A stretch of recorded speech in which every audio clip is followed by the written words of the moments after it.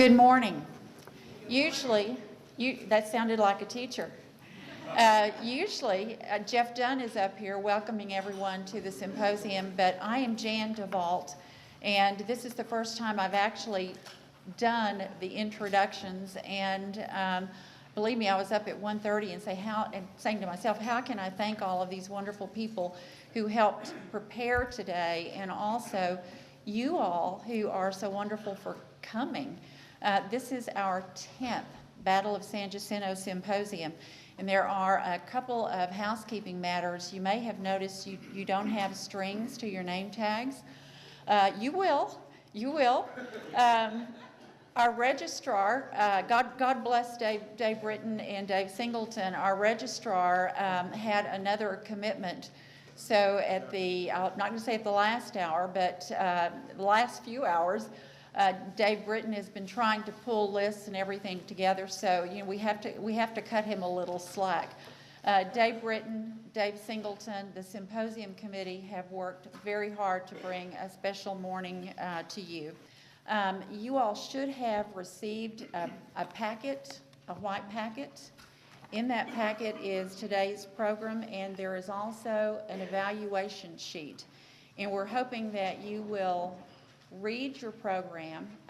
There is a lot of good information in there about our speakers, and also pay attention to the folks that are our sponsors, our donors, our patrons, because without them, we would not be able to do what we're doing today. There are some of you, and actually I'm just very curious, how many of you were here when we did the first San Jacinto Symposium? That is amazing. That is amazing. I know Jim Crisp and Jeff Dunn and I were here. You were there, Greg. In fact, Greg Dimmick, Jim Crisp, I think have been at every symposium, and my gosh, Greg Dimmick has pinch hitted as a speaker on at least one occasion for us, and we're very glad for that friendship and for the commitment that they have made. I'd like to, if I could, and I know I don't have very long, and you can do this to me like I do to Jeff Dunn when I start talking too much. Push you off. Please don't push me off. Don't push me off. To tell those of you, and let me ask, how many of you, is this the first time you've been at the symposium? There's quite a few of you. Okay, thank you for coming.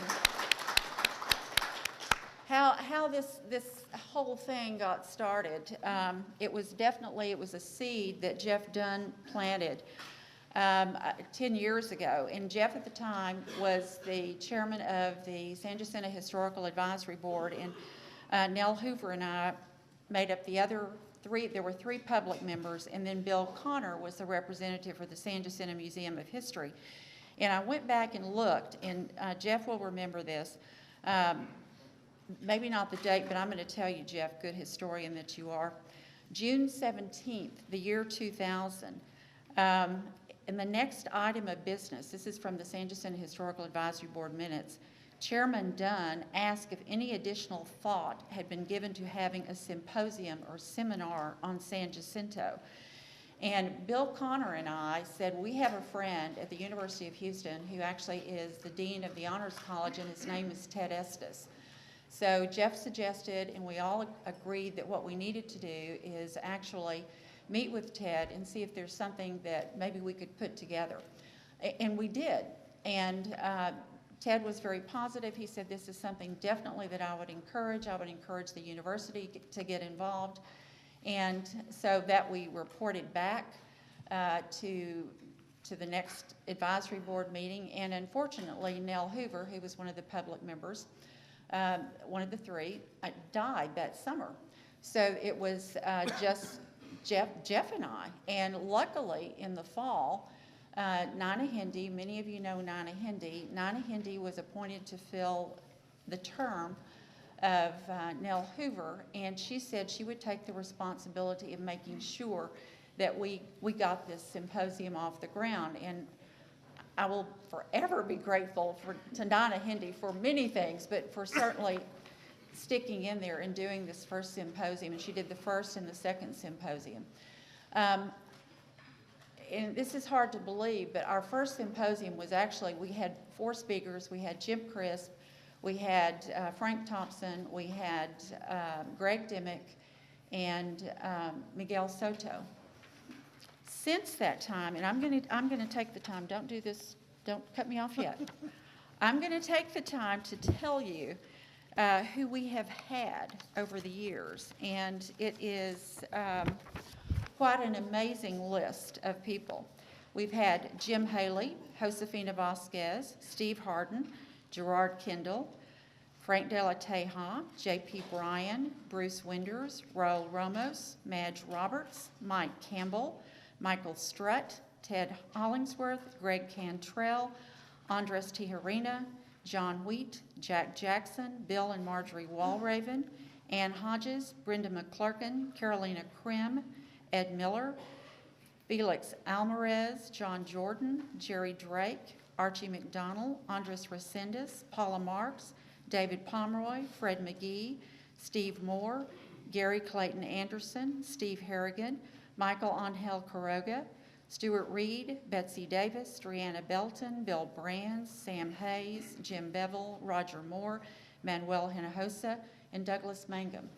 These are some of the brightest minds, brightest historians, and insightful speakers that you could have. They have kept us thinking about San Jacinto for 10 years. A lot of this is due to the work that Jim Crisp puts into this, and thank you, Jim, for everything that you have done. Fortunately for posterity, we have all of these symposiums on, symposias or whatever, on DVD, and it's a great collection. It is a great collection. Also, and this is, I'm going to get off the stage just very soon, Jim, so you can get started. In your packet is another white envelope, and that envelope is labeled Save the San Jacinto Battleground Fund. When you have an opportunity, I hope you will actually study its contents, because some of you may know that on February the 4th of this year, the San Jacinto Battleground was named to Preservation Texas 11 Most Endangered Sites. It's called 11 Most Endangered Places. Please read the material. We appreciate so much your effort. And now, Jim Crisp, if you see me doing this, I'm talking about you. Not to worry. By popular demand, my introductory remarks have been limited to 5 minutes. Yeah, it was Jeff Dunn who had the crazy idea that not only would you have a San Jacinto symposium, but you would do it over and over and over again every year. And the brilliance of that idea has been proven over the past 9 years. And it's been proven largely because this was not a narrowly focused symposium, as that list that Jan just read demonstrates. We've had a wide variety of scholars. We're essentially interested, if I can borrow a phrase from myself, in 2 flags over Texas. We're interested in Texas in this symposium from 1821 and the fall of the Spanish Empire in Texas until 1846 and the annexation of Texas to the United States. That quarter century with the Texas Revolution and the Battle of San Jacinto sitting right in the middle of it is a time of enormous change, obviously, in Texas, but it's also, as many of our speakers, especially the Tejano speakers, have demonstrated, it's also a time of extraordinary continuity. And looking at the intertwined changes and continuities in Texas history over that 25-year period is what we've largely been about. Steve Harden is here today. Steve, wave at me if you're out there somewhere. There you are. He's hard to miss. There he is. Steve was, I think, partially responsible for inviting me several years ago to give a talk at the Victoria Goliad Symposium, a very successful one-time symposium when they took us on a tour of the various mission and other archaeological sites around the Victoria Goliad era. And as I told everyone that night, as we were dining on fajitas with strolling mariachis in the interior of the Goliad Presidio, Boy, that's quite a night. As I told them, when you dig, the story changes. That was absolutely proven to us by the reports that the archaeologists gave to us. When you dig, the story changes. Revisionist history is not a very popular term in Texas, and that's too bad, because that phrase works with historians, obviously, as well as archaeologists and anthropologists. When you dig, the story changes. And any working historian who's not simply recycling what he's read or she's read somewhere else, any working historian is a revisionist historian. As they discover new documents, as they look at old documents with new eyes and with new disciplines, any historian worth his or her salt is also a multidisciplinary historian. They call on the expertise of lawyers and anthropologists and economists and forensic bone guys. I think that's the official term that Doug goes by.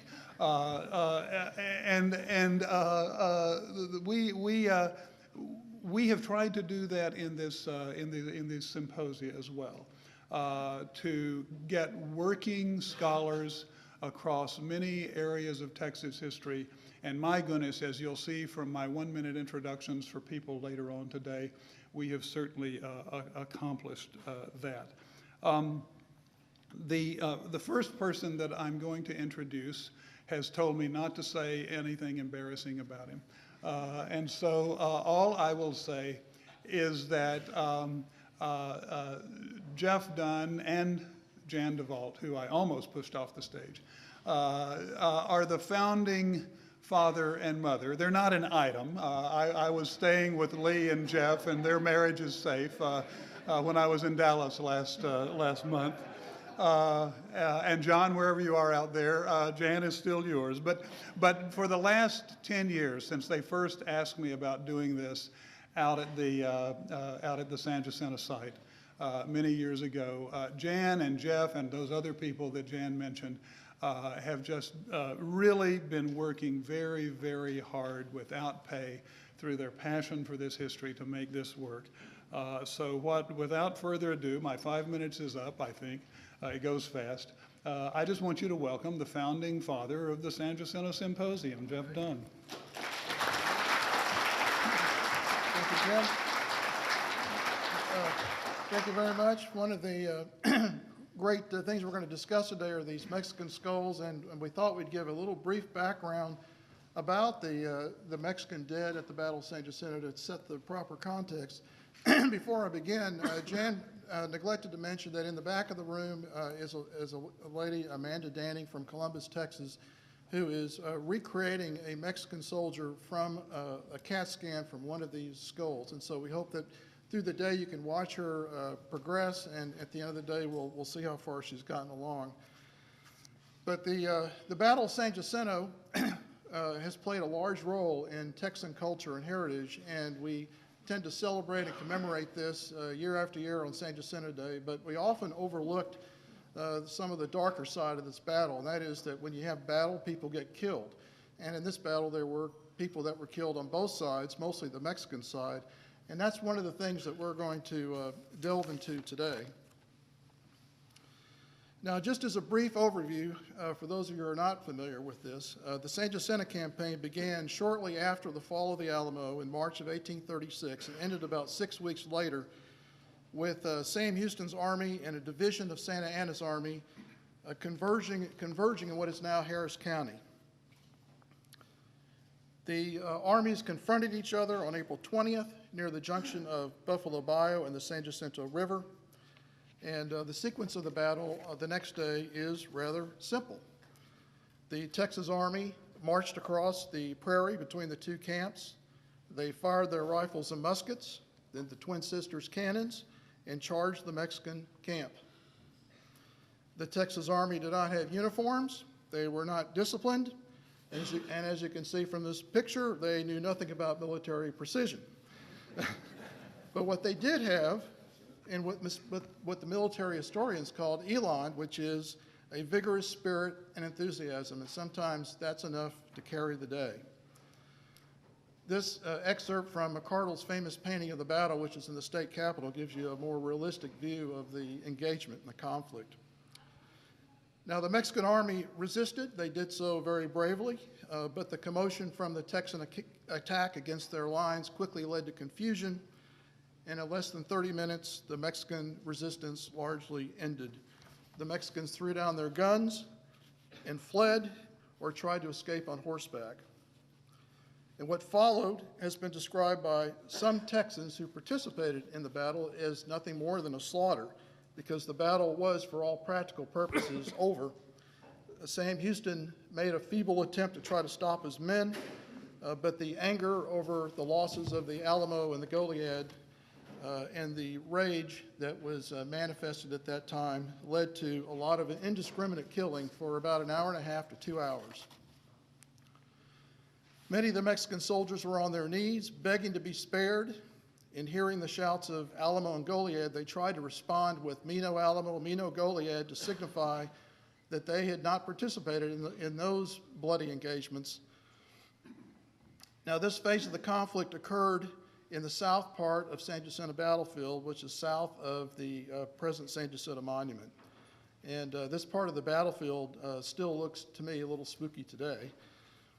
But finally, at dusk, about 2 hours later, near Peggy Lake, Colonel Juan Almonte managed to surrender a large portion of the Mexican army, and at that point, the killing ended and the battle was over. The Texans went back to their camp on Buffalo Bayou and brought the prisoners with them. And the next day, Santa Anna himself was captured and brought before Houston. Now, the statistics of this battle are quite remarkable. The Mexicans had upwards of 1,400 men, of whom 630 were killed and 730 prisoners, according to Sam Houston's report. And those numbers may be a little high. And of those, 208 were wounded, and only about 40 actually escaped back to the Mexican lines on the Brazos. The Texans, on the other hand, only suffered about 8 killed on the 21st, and 17 wounded. Now, the reaction in the United States was electrifying. Many newspapers in the United States picked up on this story and especially were intrigued by the fact that Santa Anna himself was captured. We also see that overnight the battlefield itself became something of a kind of tourist attraction. It was conveniently located on Buffalo Bayou on the steamboat route between Houston and Galveston, and maps of that era like this one often depicted the location of the battleground as a prominent landmark. Now, the 8 Texans who died on the 21st were buried together a few days after the battle near the Texas Army camp, and their graves were marked. And in 1882, a monument was placed at the site. This was the first monument on the battleground and perhaps one of the first of its kind in Texas. This was the San Jacinto Monument for over 40 years until the big one was built in the 1930s. And this monument still exists today. It's located within the area called the San Jacinto Cemetery. It's often called the Brigham Monument. And it's hidden in the trees next to the parking lot for the battleship Texas. Now, there was no corresponding treatment or dignified treatment of the Mexican dead. And there were no memorials then or now for the Mexican dead. Within days of the battle, the bodies were plundered for valuables. Clothes were even taken off the backs of the corpses. A dentist from the United States was seen walking around with forceps pulling teeth and putting them in a little bag for use in his trade. The person who was most immediately impacted, however, was the landowner, Margaret McCormick, Peggy McCormick. She was an Irish woman and the widow of Arthur McCormick, who received a Mexican land grant from Stephen F. Austin in 1824. Unfortunately, Arthur died while trying to swim Buffalo Bayou the next year, drowned. And Mrs. McCormick came back from the runaway scrape and discovered over 600 corpses in her backyard. She was a feisty lady, and she knew just who to blame for this. It was Sam Houston. And the story is said that she confronted Houston while he lay wounded at the Texas Army camp and demanded that he remove these dead bodies from her land. She didn't ask that they be buried, only that they be removed. And to this, Houston is said to have replied, "Madam, your land will be famed in history as the classic spot upon which the glorious victory of San Jacinto was gained. Here was born, in the throes of revolution, the infant of Texan independence. Here, that latest scourge of mankind, the arrogantly self-styled Napoleon of the West, met his fate." Now, the decorum of this symposium prevents me from giving you her reply to that statement. But suffice it to say, she was not very happy.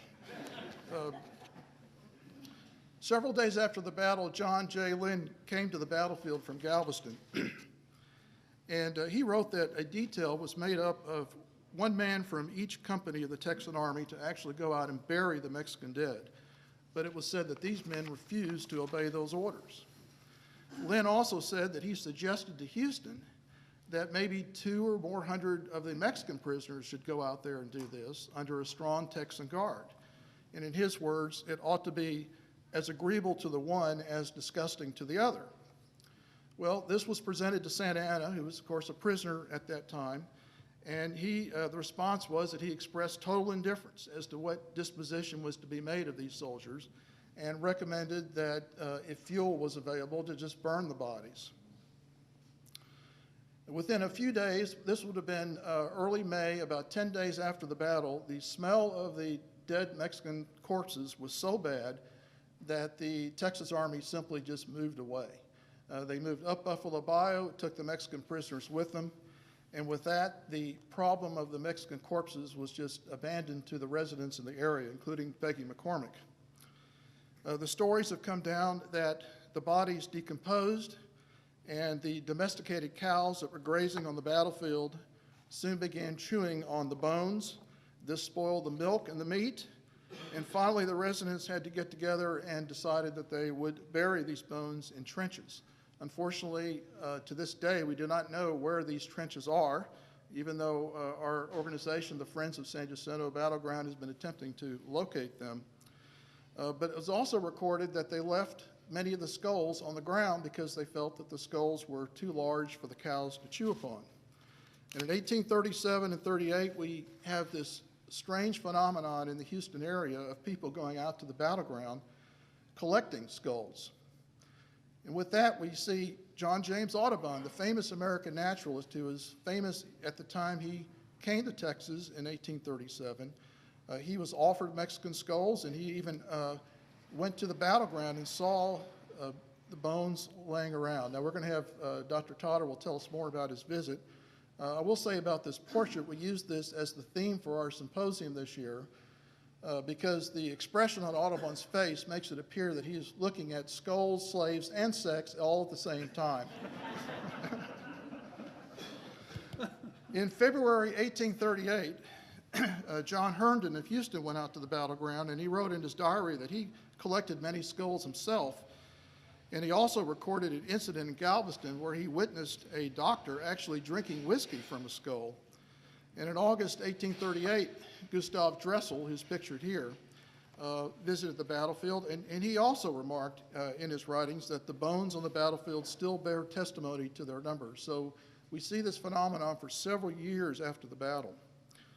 And for those of you who are interested, Steve Hardin's most recent book, Texan Macabre, goes into some of this darker side of what was happening in Houston during this period of time. Now, today's program on the skulls and Audubon was made possible by the internet and Google search. This catalog, the Catalog of Human Crania, published in 1857 by the Academy of Natural Science in Philadelphia, popped up in a routine search last year. And it is based on the collection of Dr. Samuel Morton, who was a Philadelphia physician. And in searching through this catalog, we see items here referencing Mexican soldiers who were killed at the Battle of San Jacinto. And 5 of these were donated to Dr. Morton by none other than John James Audubon. Also in this catalog, another skull was donated by W.M. Blackford, who it turns out was a lawyer in Fredericksburg, Virginia. And that skull has evidence that it was handled by Charles Pearson, who lived in Houston in 1837, and presented to Dr. James Cook of Fredericksburg, Virginia. And Cook happened to be the brother of William G. Cook, who was Sam Houston's aide at the Battle of San Jacinto. And the seventh skull that's listed on there is from a Dr. Trudeau, but as Doug Owsley will mention, when this skull was examined, it turned out that it was mislabeled and could not have been a San Jacinto skull, so we ended up with 6 skulls. Now, who was this guy, Samuel George Morton? Frankly, I think he was probably a peculiar fellow myself, but he made it his passion late in his life as a physician to try to collect human crania from all over the world, and he had correspondence throughout the world. And by the end of his life, and when he died in 1851, he had collected up to 1,500 specimens. And what he would do with these is he would measure the internal capacity of these skulls using mustard seeds and then later on leaden shot. And he theorized that intelligence among the races was directly related to brain size. And the larger the brain, the greater the intelligence, and vice versa. And this resulted in some of the first what they viewed at that time as scientific theories dealing with racial superiority. And it turned out that the most intelligent human beings on Earth coincidentally happened to be of Morton's race, which seems very peculiar to me. The question then becomes, did these skulls still exist today? It's one thing to see them in an 1857 catalog, and as I mentioned, the catalog was produced by the Academy of Natural Science, which still operates in Philadelphia. They said that that entire collection had been transferred to the University of Pennsylvania in the 1930s, and this led to a search at the University of Pennsylvania Museum of Archaeology and Anthropology. And sure enough, through the help of Dr. Janet Monge, who's the keeper of anthropology, and this picture comes from her website, by the way, she was able to confirm that these skulls did in fact exist. And with that, our speakers committee decided that this would be a great topic for our symposium, especially if we could get somebody of the stature of Dr. Owsley to do a forensic analysis of this. These skulls are significant to us because they help us understand more about not only Audubon's trip to Texas and what he was doing, but also about the Mexican soldiers who were in the battle. For the first time, we have biological remains of these soldiers, which heretofore really have been have not been found anywhere on the battlefield. And so this helps us also understand the weapons that were used and a little bit more about the battle by bits and pieces. I just want to say in conclusion, just to follow up on what Jan was saying, is that one of our objectives of this symposium and our Friends group is really to help unlock the secrets of San Jacinto. And what we've been trying to do also is help unlock the secrets of the battleground itself. And the outpouring of support that we've been receiving this last year has been very appreciative, and we are very truly grateful for your attendance today and your support for our mission. So thank you very much, and now it's on to the main speakers.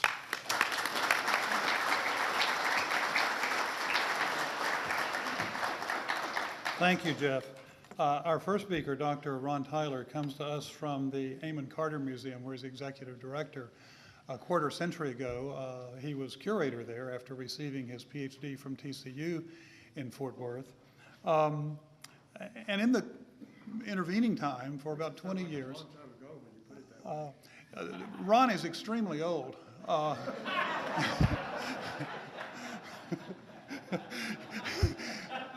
And anyone else who interrupts me while I'm giving their introduction will receive similar treatment. As I said last night, Ron has been a mentor and friend of mine since I started seriously messing around with Texas history in the early 1990s, and I'm eternally grateful for that. But Ron carried out that help for me during that intervening couple of decades when he was a professor at the University of Texas in the history department and executive director of the Texas State Historical Association. It would be impossible for me, given the breadth and the depth of Ron's contributions to Texas history, to keep this introduction inside a reasonable time. I'll only mention that among his many works are courses and publications in the visual history and art history of Texas and the West and America. And in the course of that, he's written and edited works on the career of John James Audubon. I don't think we could have brought a better pair to do the presentations that you're about to see, a better pair anywhere in the world than Ron Tyler and Doug Owsley. So without further ado, I will turn the lectern over to Ron.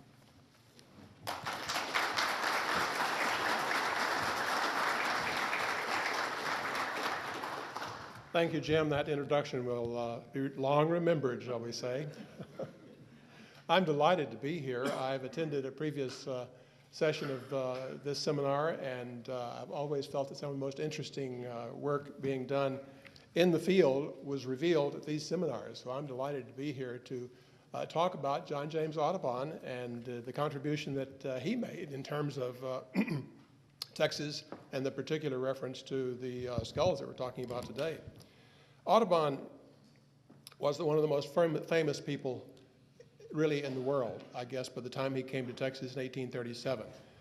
He arrived on April 24th, and then there's a May 2nd article in the Telegraph and Texas Register that says the U.S. revenue cutter Campbell, Captain Coast, arrived at Galveston on the 24th, bearing the celebrated ornithologist Audubon and his son.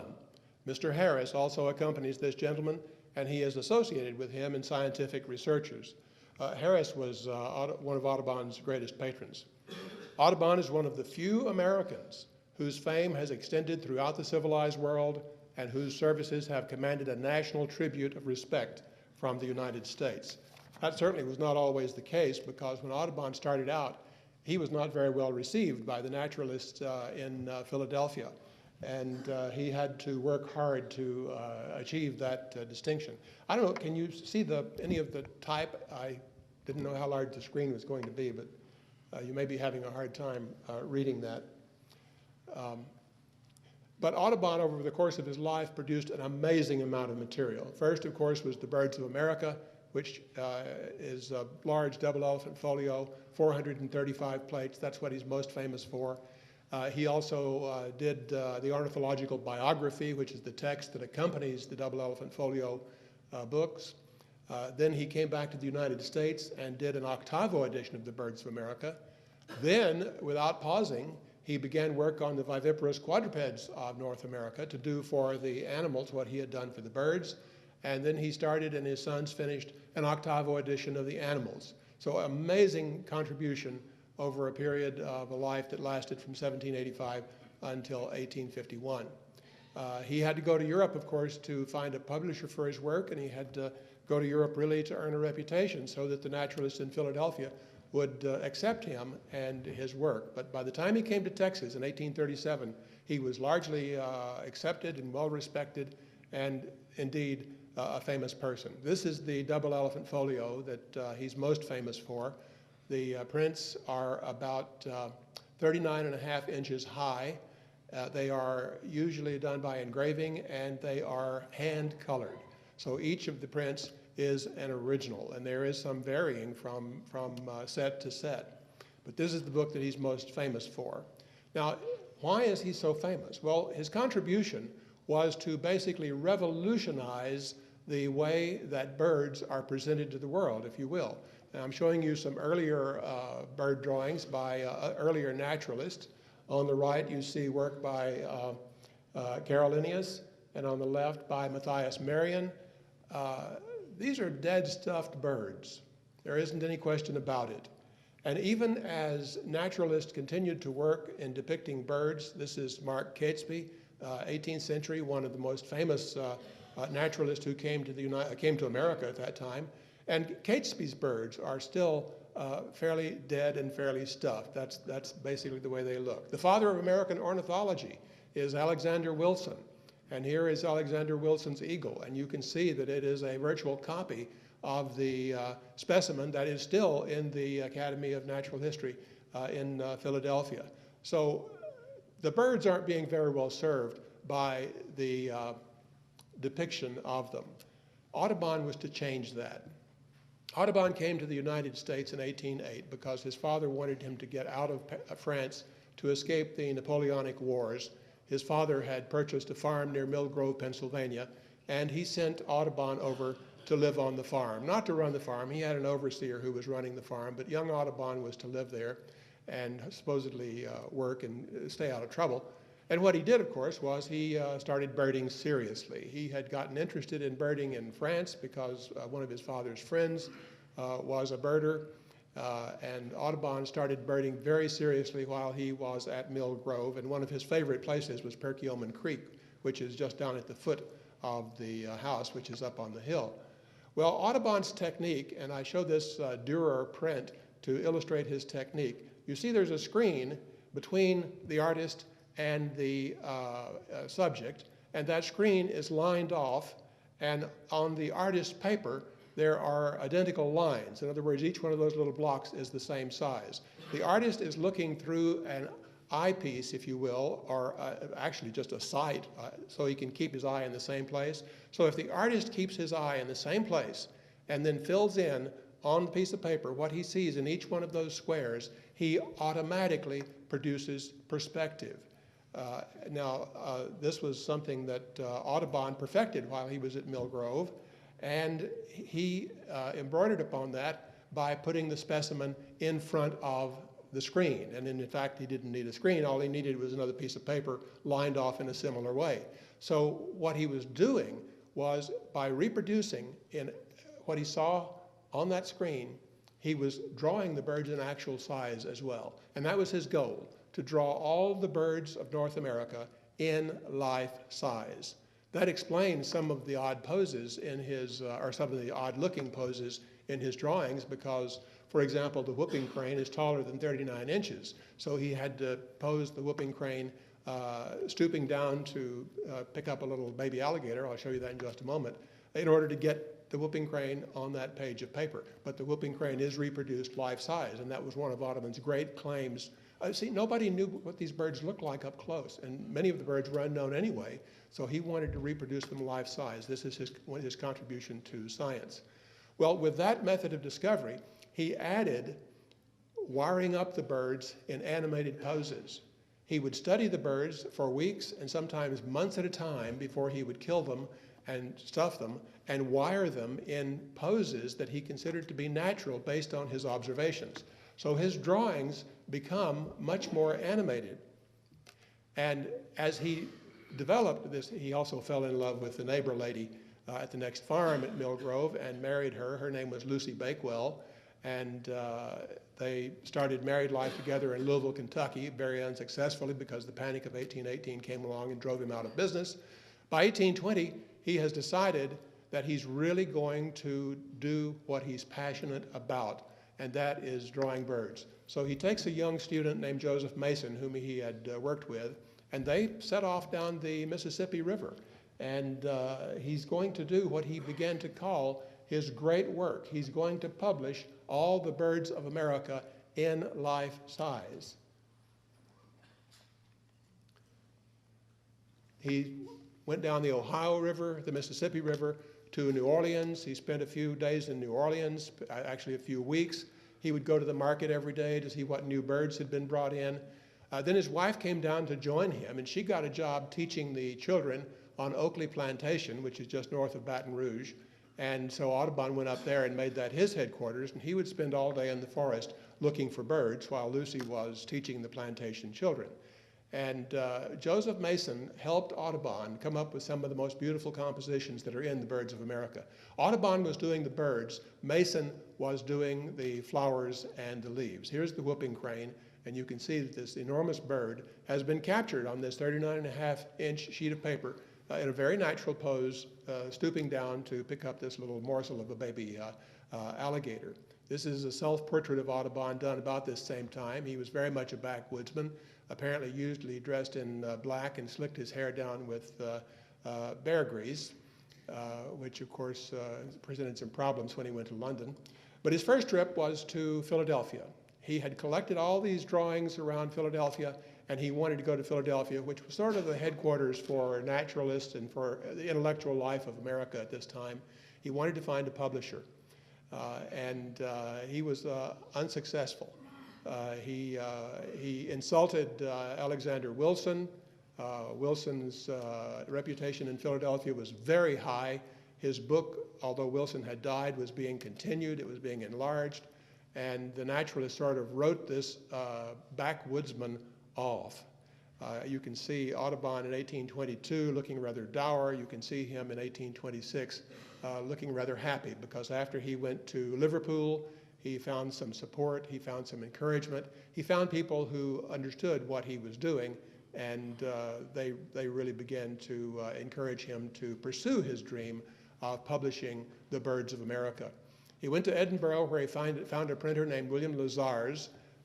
Lazars did the first plate of the turkey cock and published a prospectus, which Audubon then used to start heading south toward London, stopping in every village and trying to sell subscriptions to his book, because that was the way he was going to finance the book. And he had some wonderful plates, some wonderful illustrations. This is the Baltimore Oriole, to show his subscribers as he went south. When he finally arrived in London, he had sold several subscriptions and was sending all the information back to Lazars and saying, ship the first portfolio to Mr. and Ms. So-and-so. Well, he got a note from Lazars that said, I can't fulfill the orders because my colorists are all on strike. And I have tried using students, and they're just not good enough. This work is far too demanding.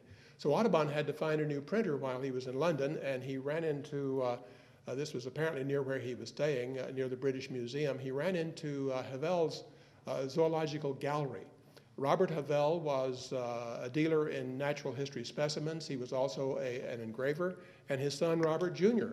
was an engraver. So together the Havels agreed to take on Audubon's great work. So Audubon transferred the printing to London, and again, some beautiful specimens came as a result of that collaboration. Audubon was really lucky. He had probably encountered the two best engravers, certainly in Europe, maybe even in the world at that time.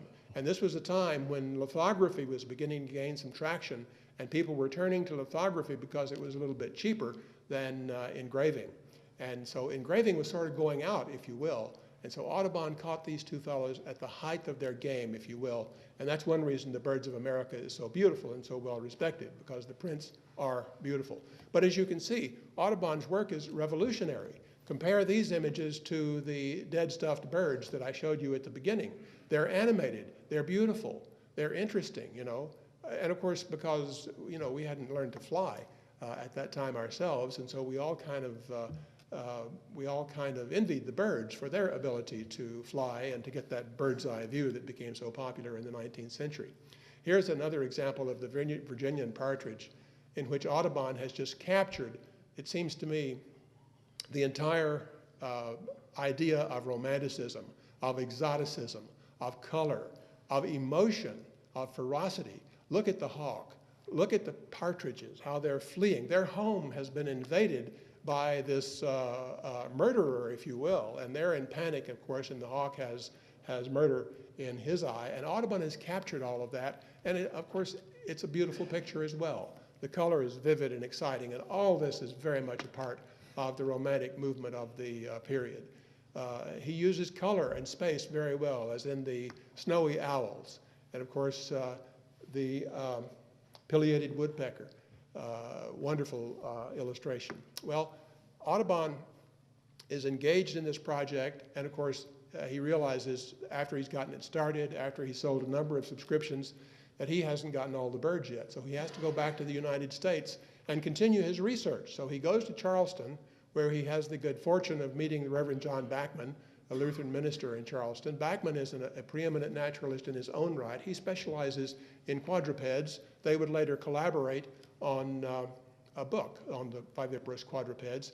But Bachman takes Audubon in. He spends several months in Charleston, where he got, again, some of the most beautiful images. Audubon always worked with an assistant. In this case, George Lehmann, a German artist, did the background, the beautiful view of Charleston. Of course, Audubon, again, did the birds. But while he's in Charleston and working in that area, he gets the beautiful view of the snowy heron with the plantation in the background. He went down to Florida and got the water birds with the Everglades in the background. Audubon is documenting the American landscape at the same time he's documenting the birds of America. He went up to Labrador in 1833, and by 1837, he had not made a trip west. He had wanted to go on a western trip ever since he started the project. He tried to sign up as an artist on the Long expedition in 1820, but he was not accepted. So he really needed a western trip, and he thought Texas might be it. He knew that Texas was now a young independent republic, and he felt like he had to make that western trip in order to complete the birds of America, because there may be birds out there that he hadn't seen. He said, "I'm extremely sorry to read in the papers the sinister accounts of the warfare in Texas, where I so much long to go. We hope that all these troublesome affairs will be at an end when we reach you." He's in London writing at that time. His son Victor says, "We are yet uncertain where you're going to after you quit the Gulf of Mexico. I trust not 1 foot in Texas." So there's some apprehension about coming to Texas at this time. They know that there's a war still raging in the Gulf of Mexico, a naval war, and so he's being warned not to go to Texas. Now, Audubon, of course, at this time did not know about the naturalist who had been in Texas before him. He did not know about Mier y Terran's scientific and boundary survey that had taken place in Texas in 1829.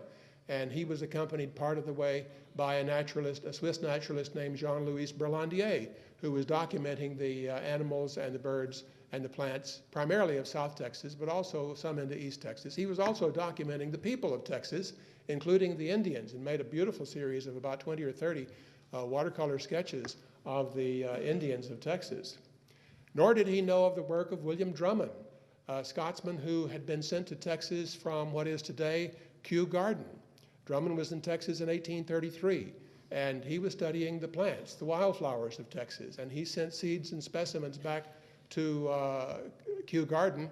Fortunately, he did, because he died in a cholera epidemic in New Orleans in 1834 and didn't get back himself, but his specimens and his seeds did, and so they were able to publish in Curtis's Botanical Magazine a whole series of illustrations of the Texas wildflowers between 1834 and 1836. And what you're seeing on the left, as far as I'm aware, is the first illustration of the Texas bluebonnet. Even Mary Austin Holly had written about birds in Texas. She said, "The principal specimens of the feathered tribe in Texas are mostly such as are well known in the United States, and therefore need no description." Well, Audubon perhaps could have saved himself a trip if he had known that, but he might not have taken her at her word. You never know. Audubon was great at convincing people to help him. He had a whole network of naturalists that he corresponded with. They each collected specimens for each other and traded specimens, and at times sold specimens to help finance their trips. So Audubon would come back from every trip that he made with barrels full of specimens stuffed in rum. Well, he needed some support for his trip to Texas, so he had a friend who was the commander of the topographical engineers, who set up an appointment with him, with President Jackson. So he went to see Jackson, had dinner with Jackson, and he said, "I sat close to him and we spoke of olden times and touched slightly upon politics. I found him very averse to the cause of Texas." And this is in 1836. So he's getting ready for his trip to Texas. Jackson ultimately is able to help him arrange for the cutter that he took to Galveston Bay. And this is, as far as I know, the earliest picture of Galveston Bay. It was done in 1839 and published about 1847.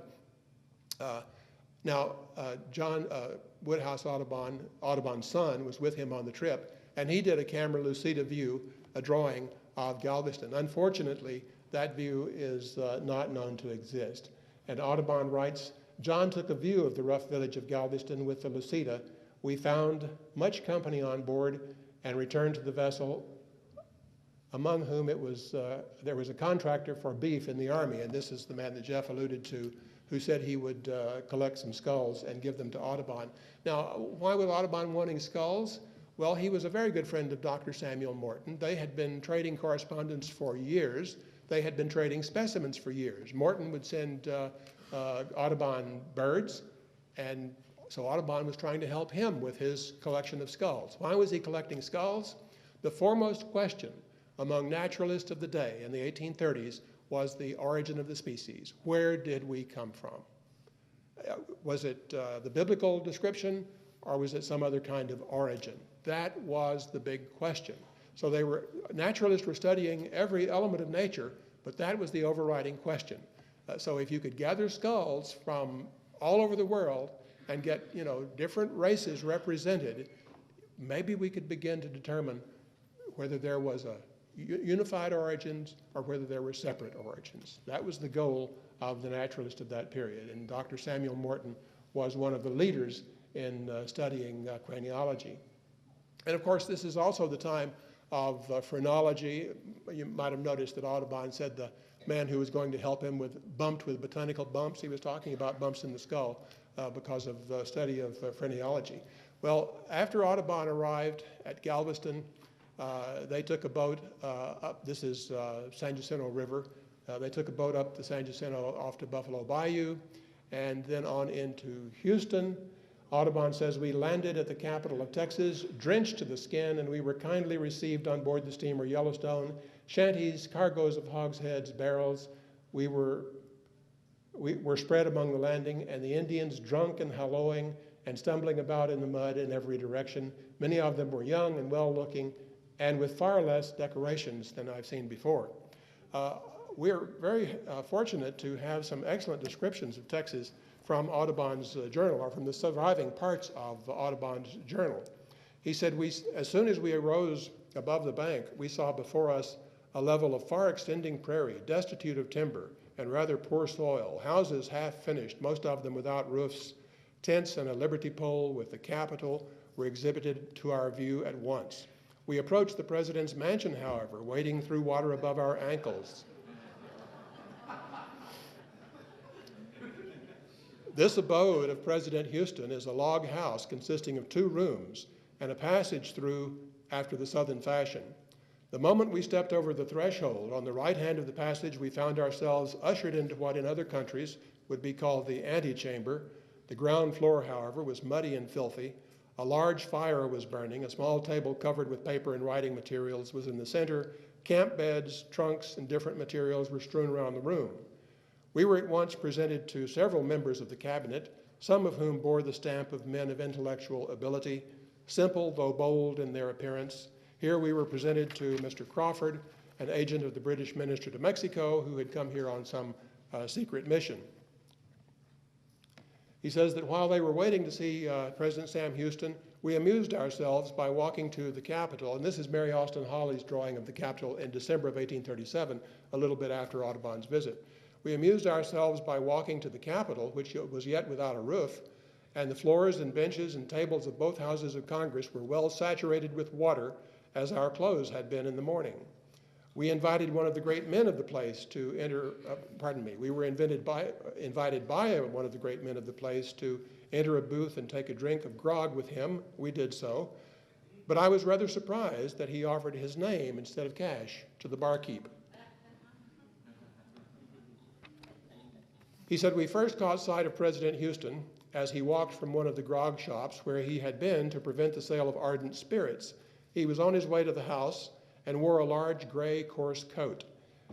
And the bulk of his figure reminded me of the appearance of General Hopkins of Virginia, for like him, he is upwards of 6 feet high and strong in proportion. But I observed a scowl in the expression of his eyes that was forbidding and disagreeable.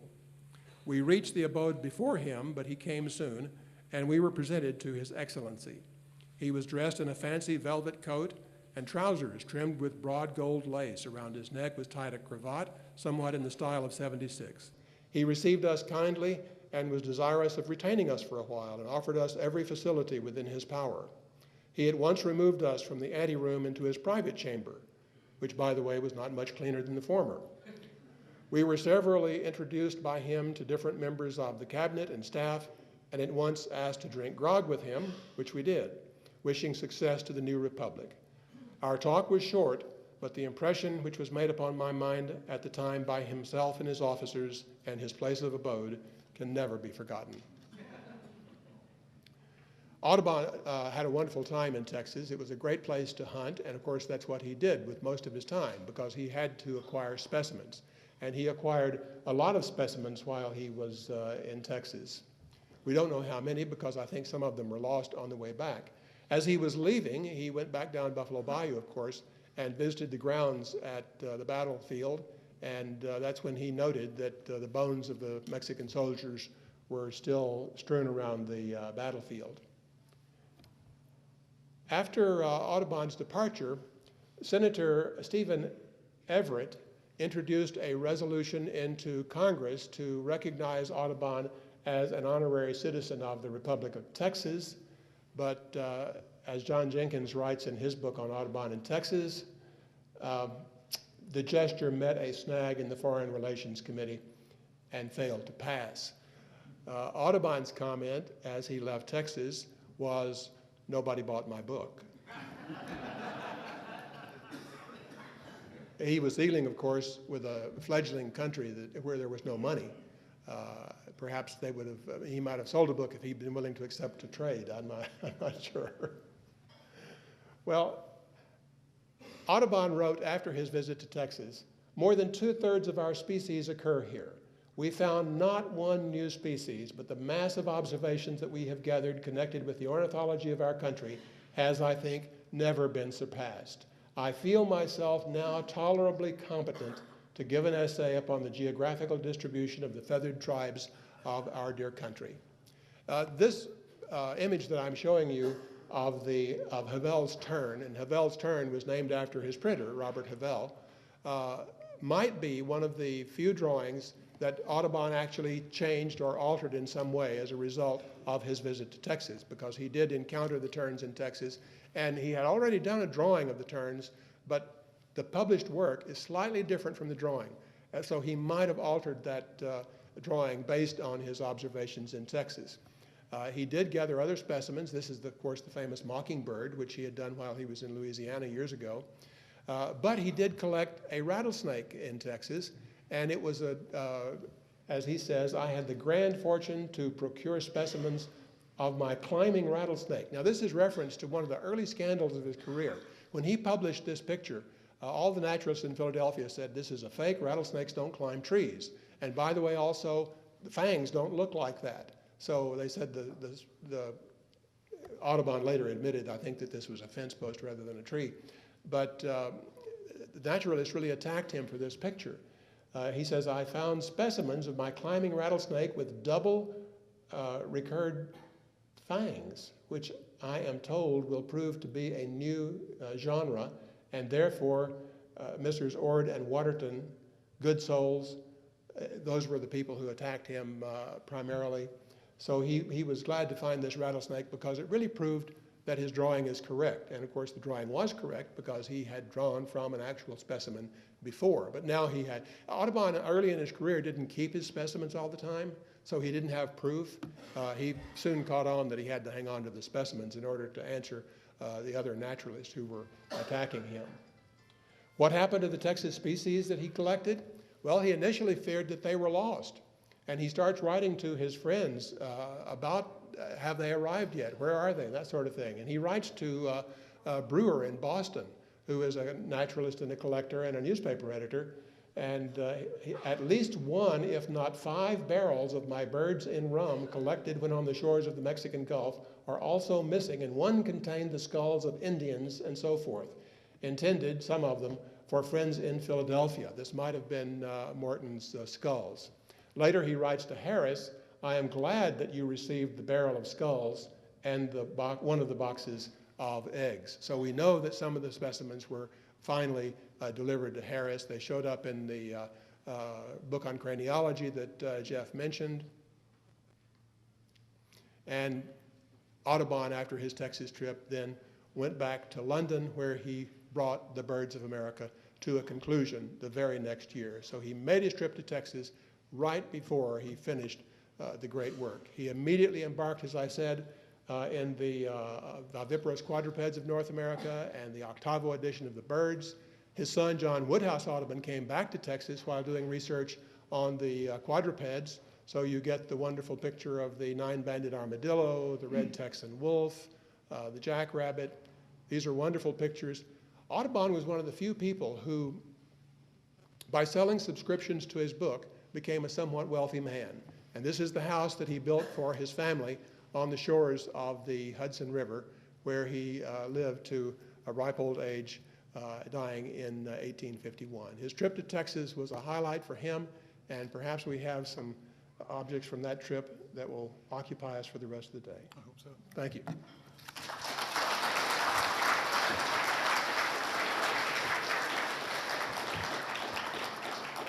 It's always our practice, as many of you know, to wait until the end of the day and bring all of our speakers up to see if you can bombard them with questions, all censored by me. But it's also our practice when someone finishes with a little bit of time left, and we have under 10 minutes, but over 5 minutes, to see if there are any immediate questions, if Dr. Tyler would be willing to answer any that come to mind immediately after seeing his presentation. So there are bright lights in my eyes, so you'll have to sort of wave and scream and jump up and down. But if anyone has a question, yes, ma'am, go ahead with your question. Would you say a little more about the person who preceded Audubon in Texas, who had already documented a number of animals and birds, and what was his name? Jean-Louis Berlandier. He was a Swiss naturalist in the employ of the Mexican government. In 1828, Mier y Terran led an expedition into Texas. It was a boundary survey because they were surveying the boundary between the United States and Mexico, but it was also a naturalist history expedition. And of course, it was an expedition to assess the situation in Texas, because by 1828, there were some rumblings that some of the settlers in Texas might not be thoroughly happy with their situation. So it was a combination trip. And Berlandier was with Mier y Terran on part of that trip and did the drawings, which are in the Smithsonian, at Harvard. I think they're at a museum in Europe. And the Indian drawings are at the Gilcrease Museum in Tulsa, Oklahoma. Ron, there's a 2-volume set, right, published by the TSHA of the Yes, Berlandier it's drawings? unfortunately called A Journey to Mexico, yes. But it's Berlandier's journal of his trip to Texas, which of course was Mexico at the time, and that's what he called it, so that's why it was titled that. But I think that didn't help our sales on the volume. Are those still in print at the TSHA? I think they're out of print. I think they're still in print, but I'm Still not in sure. print, I hope Yeah. so. Manuel Hinojosa. I read somewhere that Audubon went down the Rio Grande River, I guess right after Treaty Guadalupe, and went all the way to Zapata to study the Roadrunner. You know, the fact that he died in 1851, and you also mentioned his son. I'm just wondering if you know of an event that took place around that time, or going to down the river, Rio Grande River. No, Audubon didn't go past Houston, really. Okay. He came up the river, spent some time in Houston, hunted up and down the river, spent some time at Galveston, and then went back. We have time for the 2 more questions from the gentleman on each side. Yes, Roger? Is there any idea if there are manuscript field notes from Audubon on his visit, and if so, do they survive? And are they... No, that's an interesting story in itself. Audubon's granddaughter, Mariah, edited his journals, Baudelarizing them as she did it, and then destroying them. So the Texas Journal was destroyed. All we have, and the Texas Journal was sort of recompiled by Samuel Wood Geiser in his, I think, 1948 book on the Naturalists of Texas. And what he did is he pulled all of the text from the ornithological biography, from the octavo edition of the Birds of America. In other words, all of Audubon's published writings that he could find, he brought back together and then organized them in what appeared to be a chronological way. And that's as close as we have to Audubon's journal, other than what Mariah published herself in 1898. And there is a section on Texas in her published journals, But as I said, she Baudelarized some of them, we know, so you have to use them with care. Yes, sir.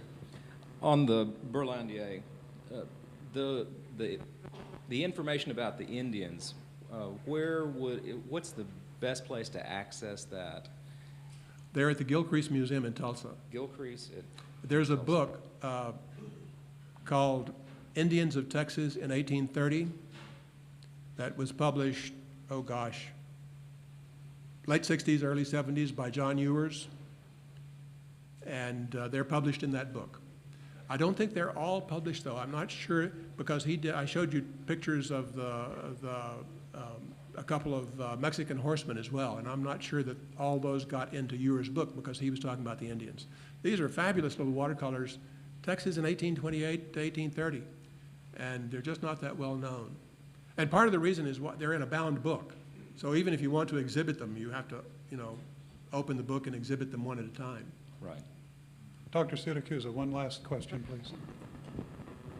Good morning.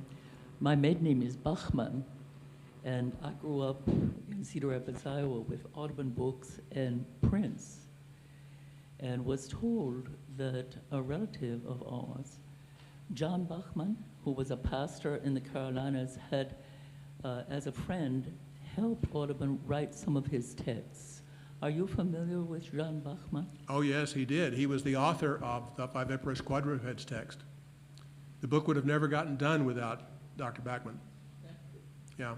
Thank you. They became lifelong friends. Audubon's two sons married two of Bachman's daughters, who unfortunately died fairly young of tuberculosis. So they had close family connections and kept in touch throughout the rest of Audubon's life. Thank you for those questions. You've already heard us mention our next speaker, Dr. Douglas Owsley. He comes to us from Washington, D.C., where he is the curator and head of the Division of Physical Anthropology at the Smithsonian Institution's Museum of Natural History. He is, as you will read in your program, a research specialist in skeletal biology, and I've seen here that he's examined more than 10,000 skeletons. He also must be a very old man. Also an expert in forensic anthropology, historic populations of North America, the Plains Indians, Polynesia. You can find him on YouTube. Giving interesting lectures on the internet, samples of, I hope, what he's going to be doing today. He is a particular expert on the examination of human bone and what one might be able to learn from those examinations. And I want you to give a very warm welcome to Dr. Douglas Owsley, please.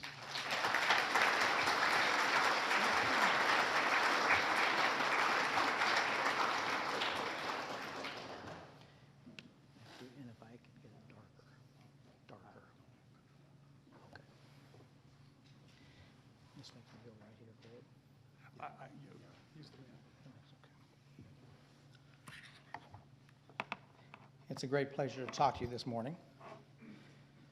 This presentation is with two of my colleagues, Dr. Richard Jantz and Karin Brulheid, who is with the Smithsonian Institution. Dr. Jantz is at the University of Tennessee. This presentation presents baseline information on 6 crania from the San Jacinto Battleground that are part of the University of Pennsylvania Museum of Archaeology and Anthropology Samuel George Morton Cranial Collection.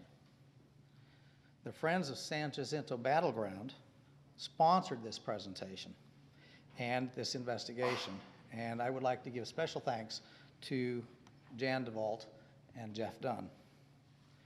As practicing forensic anthropologists, our team works with law enforcement agencies and medical examiners on the identification of human skeletons. We work on human identification cases that either involve badly decomposed remains or skeletonized remains. Situations where you cannot look at the remains and say who that person is. So the primary objective of a forensic anthropologist in many cases is to assist in establishing positive identification, and then also evaluating the evidence that helps determine the cause of death. Much of our work concerns contemporary missing persons cases, but it also extends to mass disasters. And that would include, for instance, in my case, working in Europe with Croatia, for example, or assisting with identification of Pentagon plane crash victims, or in case of Texas, a while back with the Waco Branch Davidian compound members. I'm trained as an anatomist, but I'm also trained, and my team is trained partly as archaeologists. We know how to go into the field, how to search for, and how to excavate, recover buried remains. And our recovery sites, when we're doing this work, it's very carefully documented, and in some cases, then we serve as expert witnesses in court of laws interpreting the site to a jury. As research scientists, we apply these techniques that we do with our contemporary investigations to the study of human remains dating to the historic and prehistoric periods. And our knowledge and training in human anatomy and extensive experience derived from analyzing thousands of human skeletons is what is our baseline. As you can read a book, my team can read bone. The human skeleton can tell you much about the life of the individual, not just about their death. Sometimes our historical research deals with the examination of the remains of soldiers, and in my case, because of where I'm located at the Smithsonian in a federal system, it's included examinations of soldiers dating to the Revolutionary War, the War of 1812, and also more extensively the Civil War. It has been both fascinating and a privilege to assist with the examination and identification of historic period military remains, including, in my case, the crew that went down with the Confederate submarine off of Charleston, the submarine, the H.L. Hunley in South Carolina, or the Union ironclad, the Monitor. And then also in terms of Texas, some of my very first exposure, your Confederate soldiers that were killed in the Battle of Glorieta Pass near Santa Fe, New Mexico. This past summer, my team examined men from the opposing force, Union soldiers that were killed during the Battle of Val Verde and buried at Fort Craig, New Mexico. Well, this presentation that I'm giving you today really has a surprising origin, a sort of a who would have thought it type issue.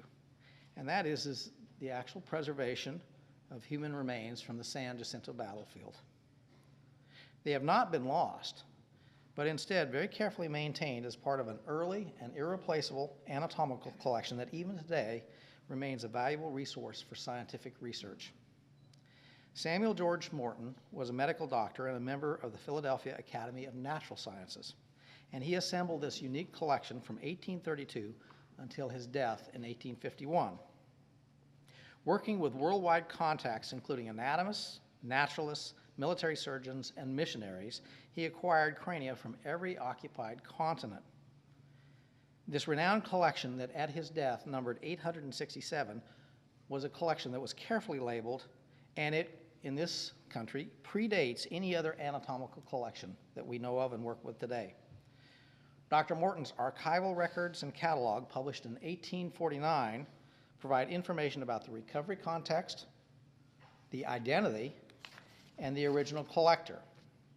And he assigned, as the specimens came in, he assigned consecutive catalog numbers to each cranium recorded on the bone in durable India ink.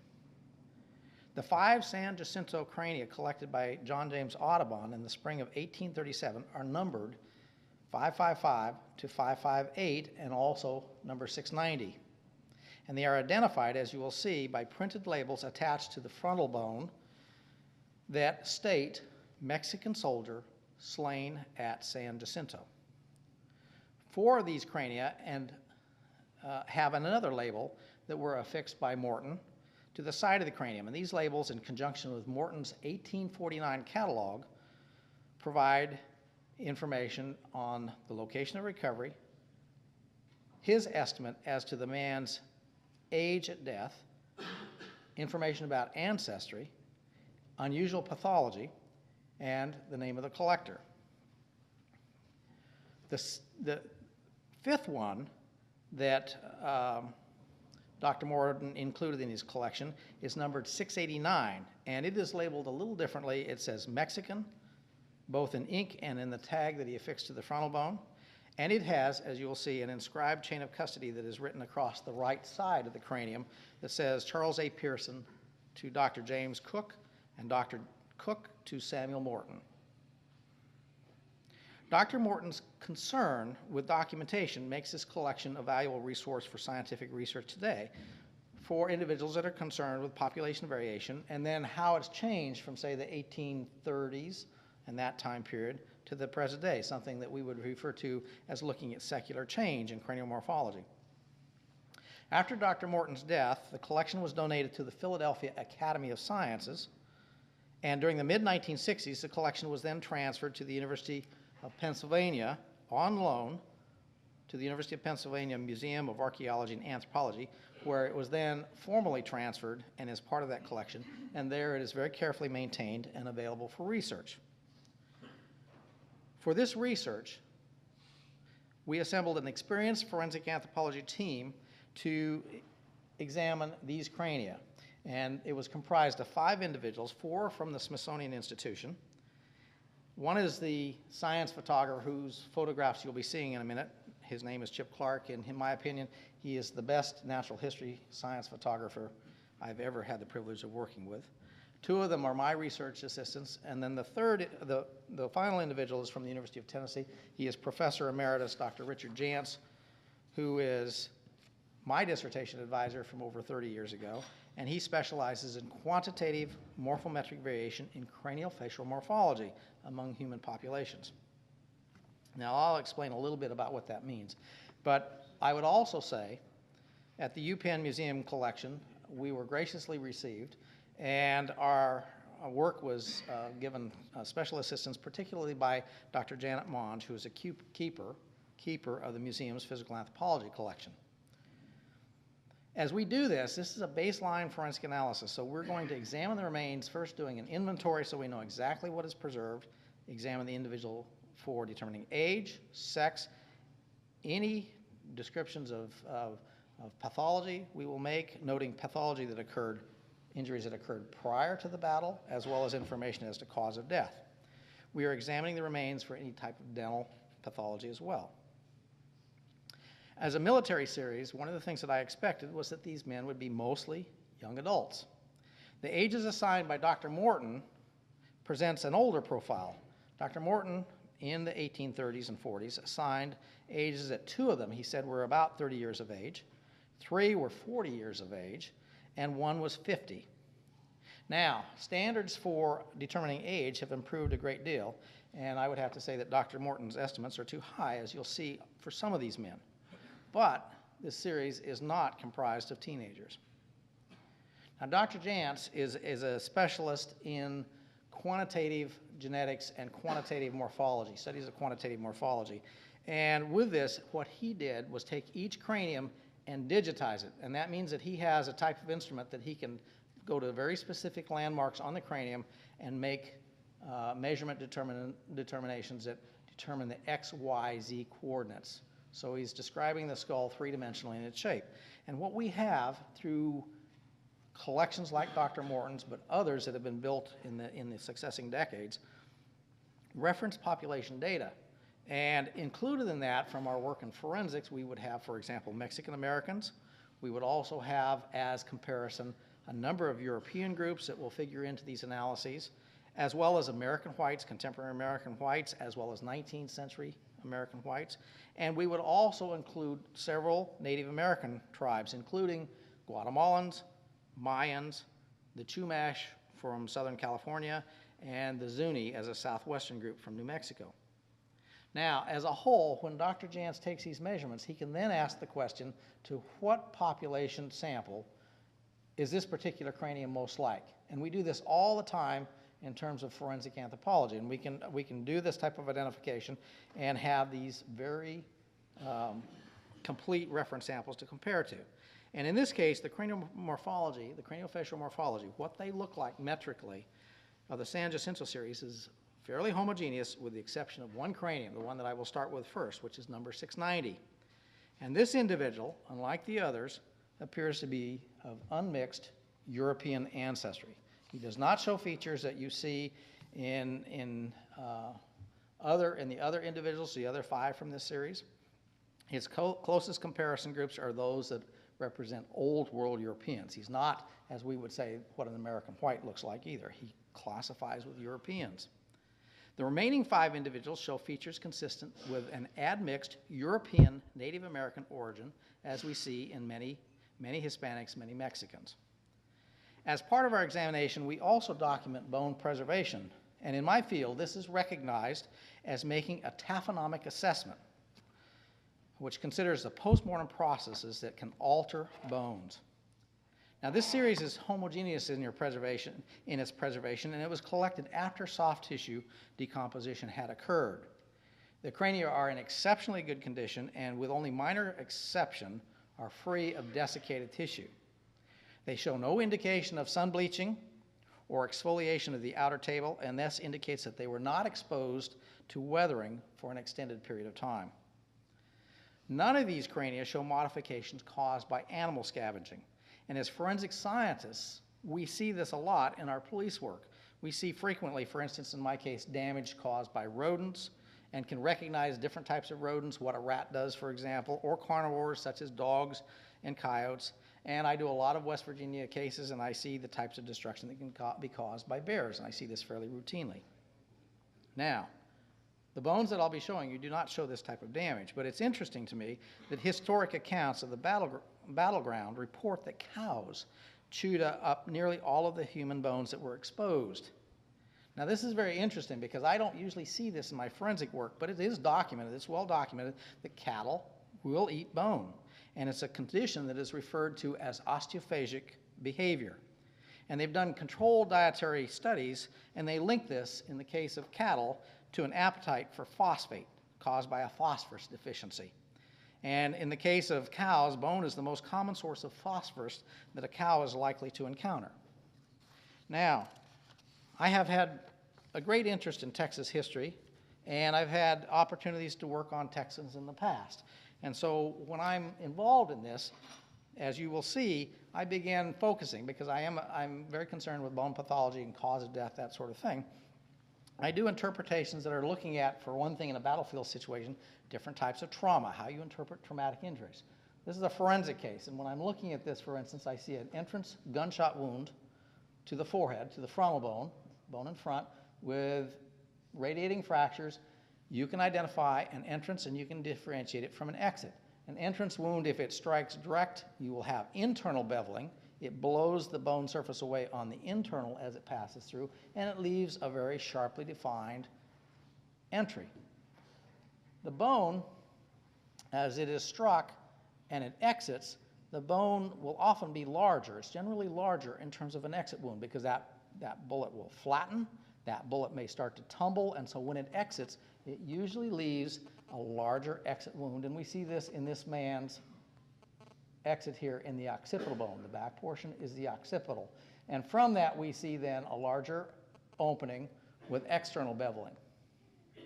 Now, all of the skulls that I'll be showing you, you can always tell if someone's used to working with skulls by how they photograph them.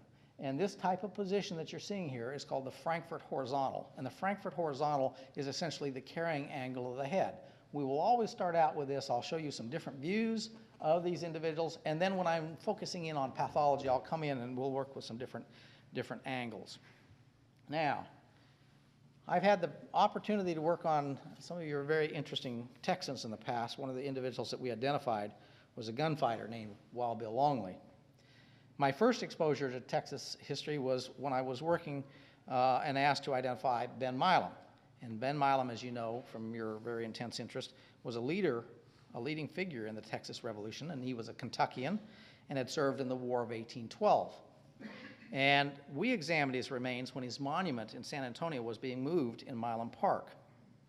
He is best known for his call for volunteers to storm the city of San Antonio in December 1835 with his impassioned plea, "Who will go with old Ben Milam into San Antonio?"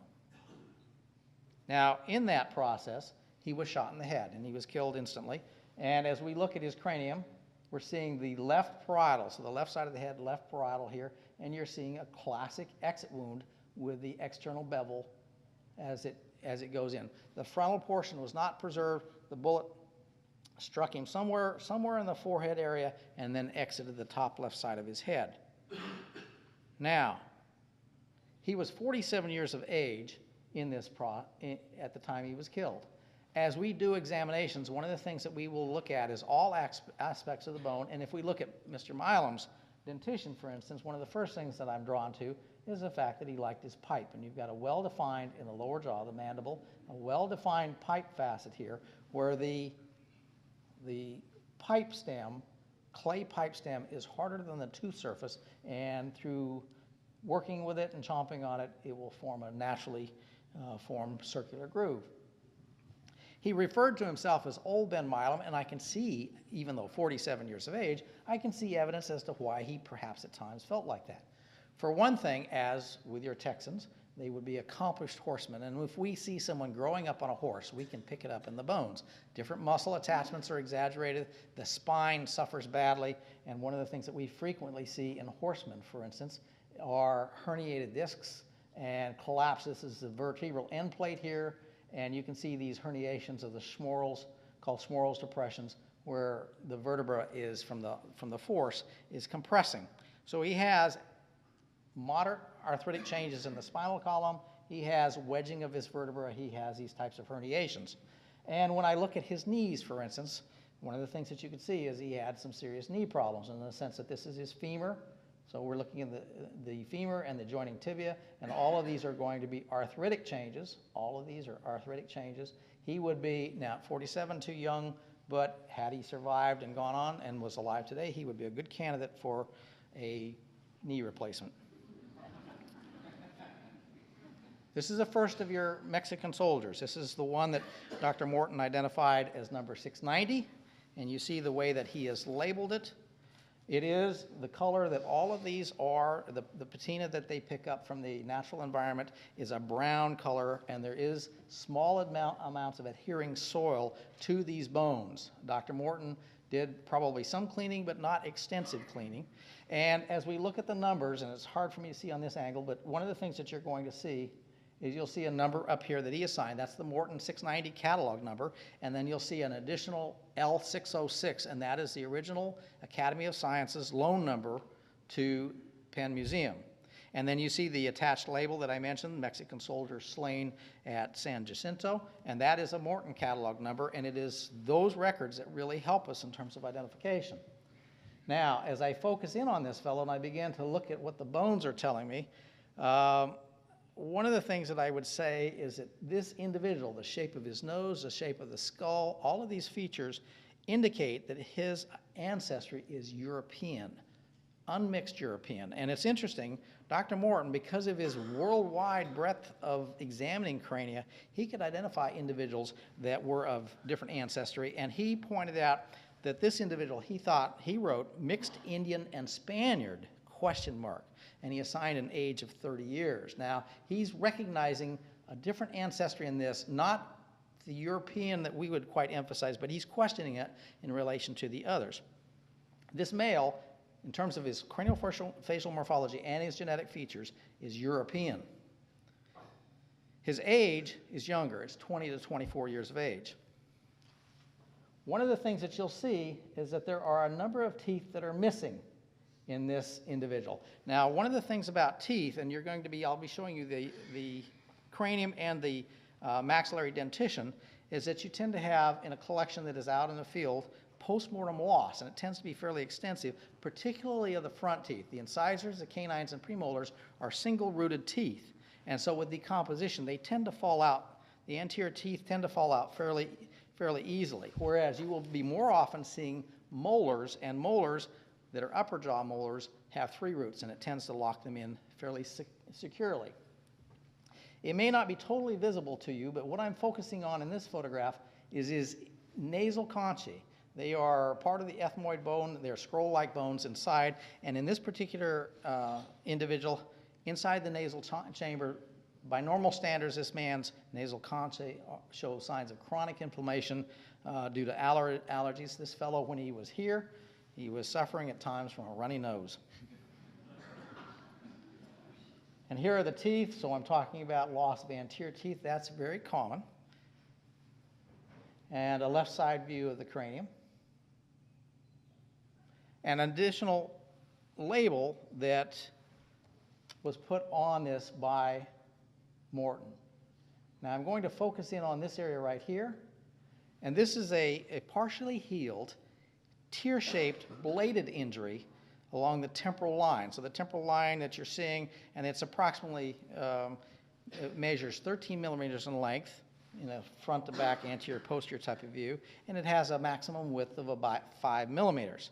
And this is a strike from a weapon in which the outer table, the outer bone surface was pressed inward, and it actually penetrated through the outer table, the intercancellous bone, the diplo, and into the inner table, such that when you look at it, when you put a light inside, for instance, you can see through, and the line of penetration measures approximately 7 millimeters in length.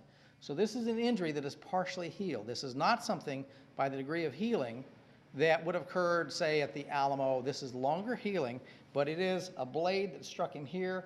I don't know exactly what to put forward, whether you're talking a saber tip, a bayonet, but it's something that struck him right here and caused a serious injury, but he was surviving. Shows also then two conditions. That's an antemortem injury. Shows two conditions that we think are perimortem injuries. The left lower frontal bone, which I'm zeroing in on right here, this is the left forehead in this area, has a very small perforation with a depressed margin that opens into the frontal sinus. You can see in there, and the discoloration. One of the things that we can tell is recent breaks from old breaks, and it is the discoloration of this inwardly depressed margin that indicates that it's an old, meaning going back to the time of Audubon and before that, old perimortem at the time of death type of injury. And this is a very small impact area. It measures 5 millimeters by 4 millimeters. He also has a traumatic blow to the alveolar region, to the mouth area. And when we look at his maxillae, the upper jaw, he has perimortem fracturing of these teeth. There are, when you study them closely, you see that the sockets are damaged. You'll see that there are radiating fractures. There is missing bone. And all of this type of damage that has occurred in this area here is something that we would, in the overall combined appearance of these fractures, think that these teeth had some help in coming loose in the fact that there was a blow that occurred at the time of death to this man. And we're looking closely here at this damage that occurs right in here. This is all loss, extra loss of bone, and it's old fracture, old stained fracture edges. This is the second man. This is the one that was identified as 555. Now this cranium is in good condition. It has sandy sediment in the ear holes, the external auditory meatus, and in some of the foramina, some of the different perforations in the skull. And it has a little bit of loss, post-mortem loss, of the tips of the nasal bones. Dr. Morton assigned an age of 40 years to this individual, and we would say that by current standards, he's actually fairly close, that he's about 35 to 42 years of age. There are only a few teeth that are present in the cranium, and part of that is antemortem loss that has occurred earlier in life. He's lost a tooth here. This tooth here, an incisor, had come out. The right maxillary first incisor was lost during life, and its socket was in the process of remodeling at the time of death.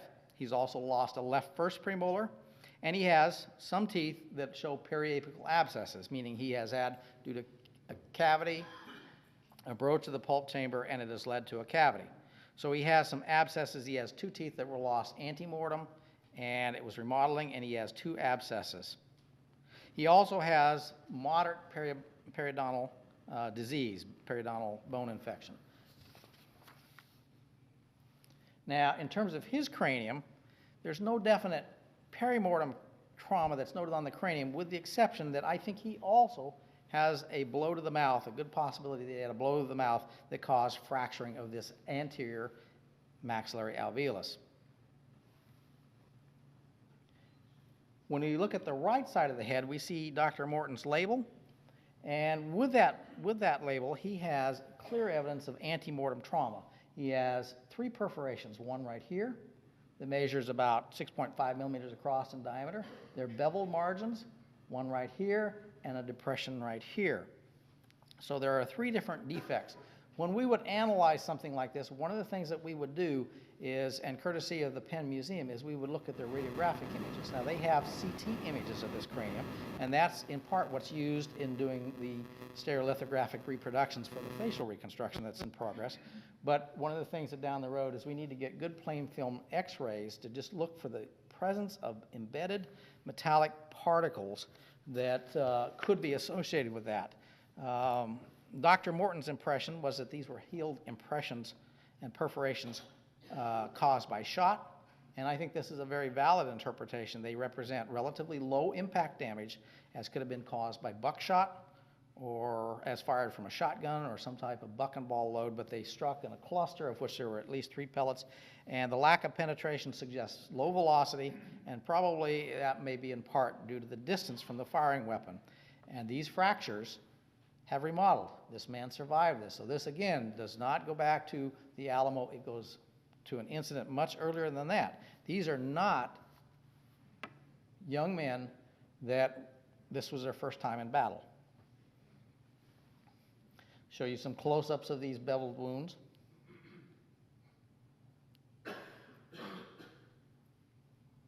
And one of the things that we do, and we won't go into that, but there are different types of studies that can be done, and we are always making note of different types of genetic anomalies, other kinds of anomalies. One of the things that he has is a very rare trait, very rare genetic trait called the paracondyloid process. It measures about 14 millimeters in length by, in terms of its projection, and it actually would have caused some limitations in his mobility to move his head because it was striking against the first cervical vertebra.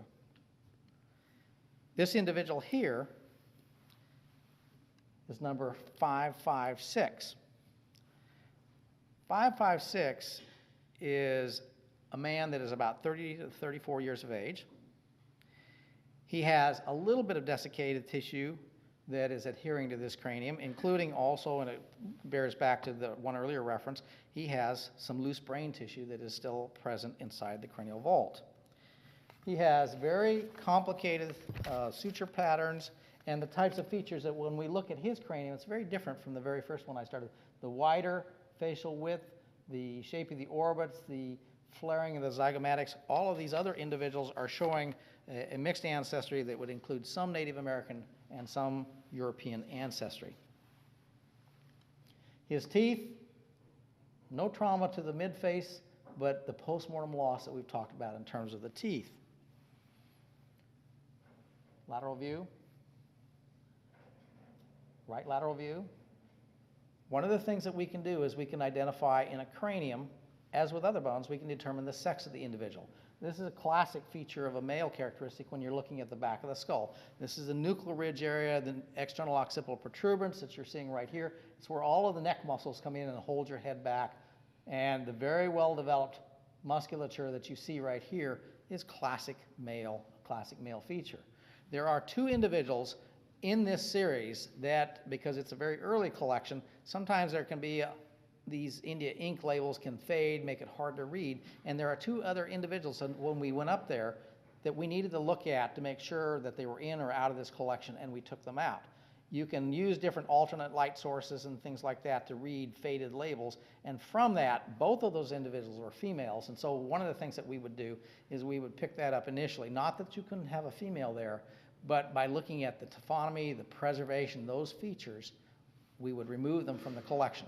The one that is listed in Dr. Morton's collection, one of the things it talks about is a deformity of the cranial vault, and that's an intentional type of cranial deformation, a cradle boarding in a female, but the preservation coming from a burial site, totally different preservation, totally different craniofacial morphology.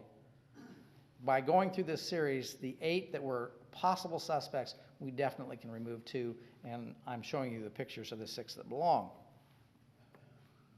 This is the individual that Amanda Danning is doing a reconstruction of. He is another battle-hardened soldier in the sense that he has sustained a crushing blow from a single impact to the mid-face. And it is approximately 60 millimeters from here, mid-orbit to mid-orbit across this way here, down to, you can see a crease midway through the nose. These are called the frontal processes of the maxilla. So this area right here was severely impacted by a blow that is healed, but would have caused, as she does this reconstruction, you're going to see that the face is scooped out in this area, and it fractured both of the nasals. You're seeing both nasal bones approximately half there. They never healed again, and so in the decomposition process, these crushed-in nasals would have fallen off easily just with decomposition. So a very serious blow. It would have distorted this left eye orbit, and it's a well-healed impact blow to the side of the to the nose, deforming what the nose would have looked like, pushing the nose in, pushing the nose over, deforming the ethmoid bones inside. Would have knocked the stuffing out of him when it happened. This is number 557. 557 is the cranium of a male aged 30 to 34 years of age. Features on him that are very distinctive. He has some severe dental pathology, as you see in this carious lesion right here, a number of teeth that are missing, right lateral view, left lateral view, focusing in on an exit wound in the superior left parietal of the cranium.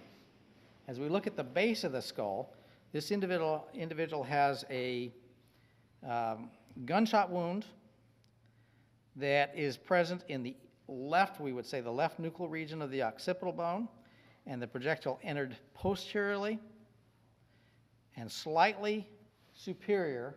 So we're looking right here.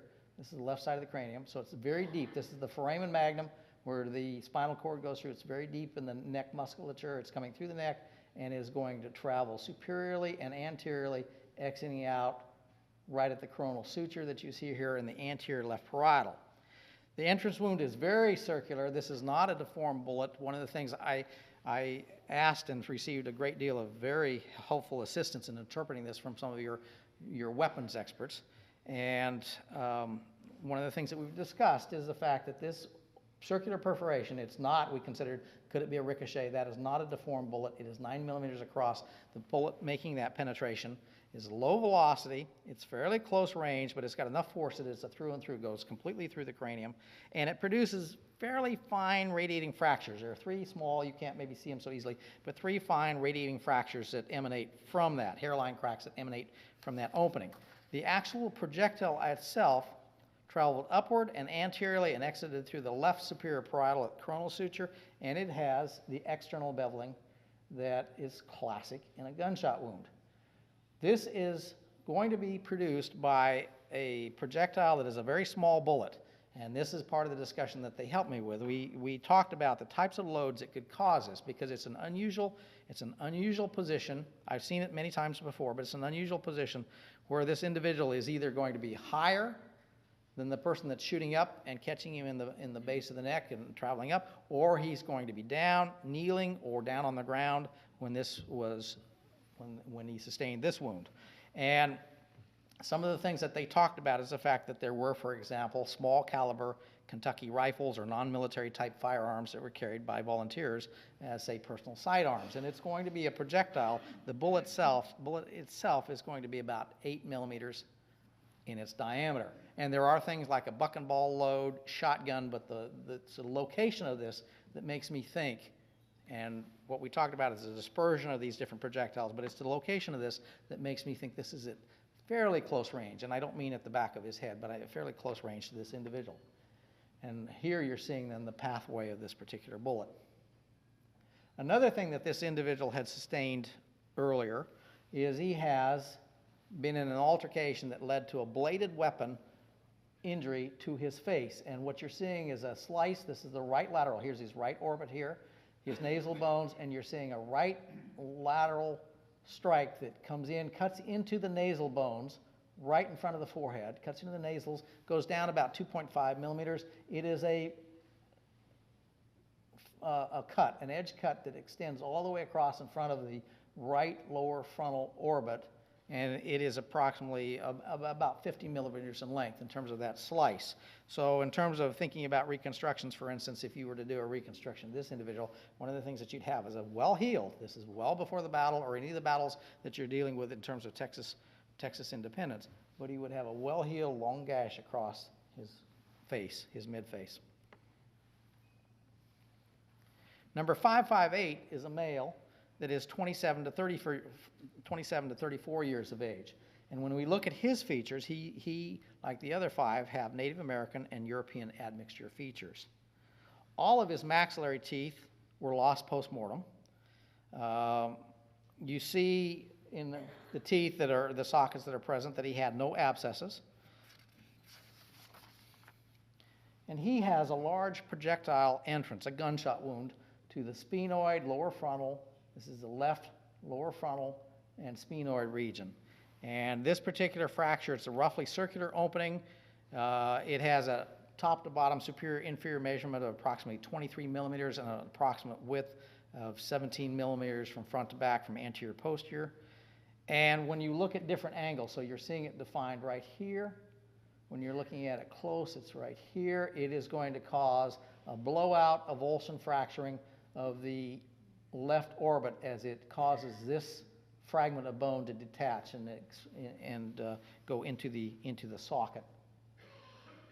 And now you're seeing that it's a through and through in the sense that the projectile goes in through the entrance and exits out the back of the cranium, leaving a much larger opening in the posterior right vault, right at a landmark that we would define as asterion. The projectile traveled posteriorly from left to right. It's going left to right and down, exiting at asterion, and it causes somewhat irregular fracturing as it exits in the posterior mastoid region. And it also has then, as you look at different sides of the vault, for instance, on the left side from the entrance, it has a primary radiating fracture area that goes along the base of the cranium that's about 83 millimeters in length. This large opening that we're seeing here, about 25 millimeters in diameter, has the pronounced external beveling that we would say is a classic exit. And the size of the projectile is consistent with a large caliber ball, but certainly low velocity impact in terms of what I see in terms of today's weapons. So you're seeing the pathway of this particular gunshot projectile. The last individual in this series is number 689. This male is 24 to 28 years of age, and he's represented by a very complete cranium. He is labeled a little bit different in the sense that he is labeled Mexican, and also in printing that maybe you can see there. And the left parietal bones are labeled Mexican skull from the battleground of San Jacinto, and this is the one that is presented to Dr. James Cook by Charles Pearson and presented to Dr. Morton by James Cook. It is through Jeff Dunn's research that we have information as to who these different individuals are. One of the things that you'll see in the cranium, this is looking at most of the teeth being lost, is you'll see small perforations in some of the Morton crania, and that is because they were, in the 1850s, he had them mounted in a way that would lead to small little perforations in the side of the cranium, part of his mounting process. They're small drill holes that are former mounting perforations. The dentition is represented by the first maxillary molars. His third molars, he in terms of his genetic development, does not have those. Here is the inscribed description on the right side of the head. It is from a different collector than Audubon. The posterior portion of the cranium has 2 sharp bladed injuries. These are made by different, as far as I can tell, different weapons, both bladed weapons. One strike was an upward directed oblique impact that cut and removed an oval-shaped slice of the outer table. So when I look at bone, this is outer table, then underneath that is going to be the cancellous bone called the diplo, and then there is the inner table. This slices deeply into this bone, into the bone surface for a depth of approximately 4.5 millimeters, but it did not slice through the inner table. So in theory, it's not really hitting into the brain. And this particular weapon measures about 52 millimeters across this way by 21 millimeters here. It's catching it in an oblique impact, and that's very different from this one right here. The second, it's showing a close-up of this. The second one is a parallel, well, it's perpendicular to the bone, sharp blade impact that cut transversely and deeply into the superior occipital, so it is a straight impact by a large, such as a saber, blade that causes slicing all the way through the bone, penetrating the brain cavity with exfoliation, or maybe say avulsion, fracturing the inner table. This cut has a transverse width across the cranium of 83 millimeters, and the width of this, as you measure it, where you look at it, it's leaving an impact width of about 1 millimeter. And then as the blade struck, one of the things that happens is the blade twists, and as it twists, it causes this bone here to then bend, causing uplifting of the superior cut edge. And so it has then also radiating fractures, maybe not seen in this angle, but radiating fractures that course away from the edges of this fracture. Now, I wanted to show you one last thing, if it'll do it. I wanted to show you, when you look at this close, it's amazing to me how the striations, you can actually see the striations in that blade. This is not that saber that did this. This is something else, as far as I can tell. This is more, let's say, hatchet size, maybe even a little beveled. It's a funny type of shape because, you know, I deal with, in my police work, I deal with axes and things like that. Who would think it, but I do fairly regularly. And, you know, this is an unusual shape in the way this gouges into the bone. The existence of this small series is highly significant. It informs us of the lives and deaths of these men, taking us in a more direct and intimate way into a view of a few of the men who served in the Mexican army under General Santa Anna and who died at the Battle of San Jacinto. There's much more that can be learned from them. And I would point out that while we went to examine these per your special interest, working with the Morton collection, we were actually there studying other crania that came from other locations as well. Audubon was featured. Mr. Audubon was also collecting human crania in the upper Missouri region, and he sent back a number of skulls. And I tend to focus a lot on my studies, being from Wyoming, on Plains Indians, and so they added tremendously to our research there. Today, the Morton collection continues to be an important resource for research into human anatomy, paleopathology, and studying secular change and quantitative variation among world populations. The questions and methods certainly have changed dramatically, and they will continue to evolve, contributing toward the resolution of questions that in Dr. Morton's day were not even conceived of. And in the same sense, the questions that I ask from the bones, the way I'm trained to look at bones is so different from the way I was trained some 30 years ago. And so this is a very special collection that I'm privileged to be able to provide a first look at them, but I would assure you that there's much more that can be learned in terms of evaluating the pathology, reconstructions, as far as facial reconstructions, different types of chemical analyses that can tell you much more about who they are as men and what the Texas experience was like in the 1830s. Thank you.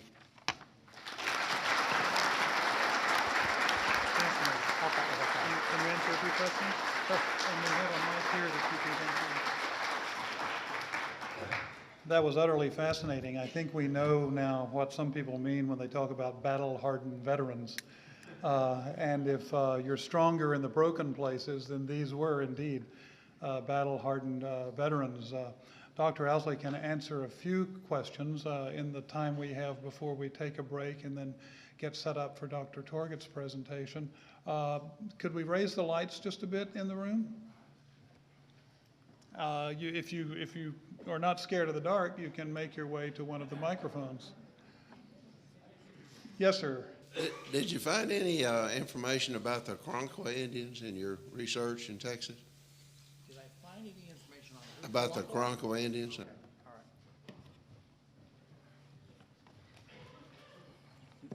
His question is about the Karankawa Indians, and I have worked in a number of museums in in Texas and have conducted a number of studies on their historic and prehistoric collections. There is a mission that was excavated a number of years ago that was involved. It was the Archaeological Research Laboratory at the University of Texas at San Antonio. And that mission was serving some Karankawa Indians. And Dr. Richard Jantz, I was brought down initially to get it going, and Dr. Richard Jantz and his team did an analysis, and they did a number of examinations of Native American remains from that site, as well as also Hispanic remains from that site. And so there are studies out there and reports out there that deal with the Karankawa. Other questions? Over here? I can't see. Is there anyone who can raise the light slightly? I can't, I'm trying, I don't have to. Okay, Down, but I could get it back up. Don't be shy.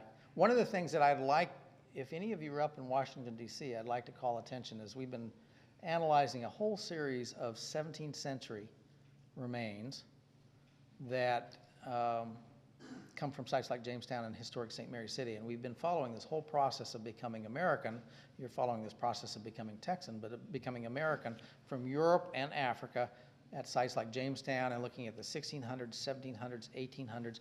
And the types of studies that we're engaged in are just absolutely fascinating. When we give remains the Cadillac treatment of analyses, for instance, we're testing their isotopes, for instance.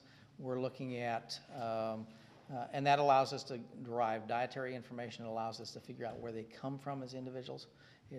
I'd like you to come up and see in Washington our exhibition on this study, and it'll tell you a little bit more about what we can learn from bones. It's entitled Written in Bone Forensic Files of the 17th Century Chesapeake, and that exhibit is at the Natural History Museum for the next 3 years.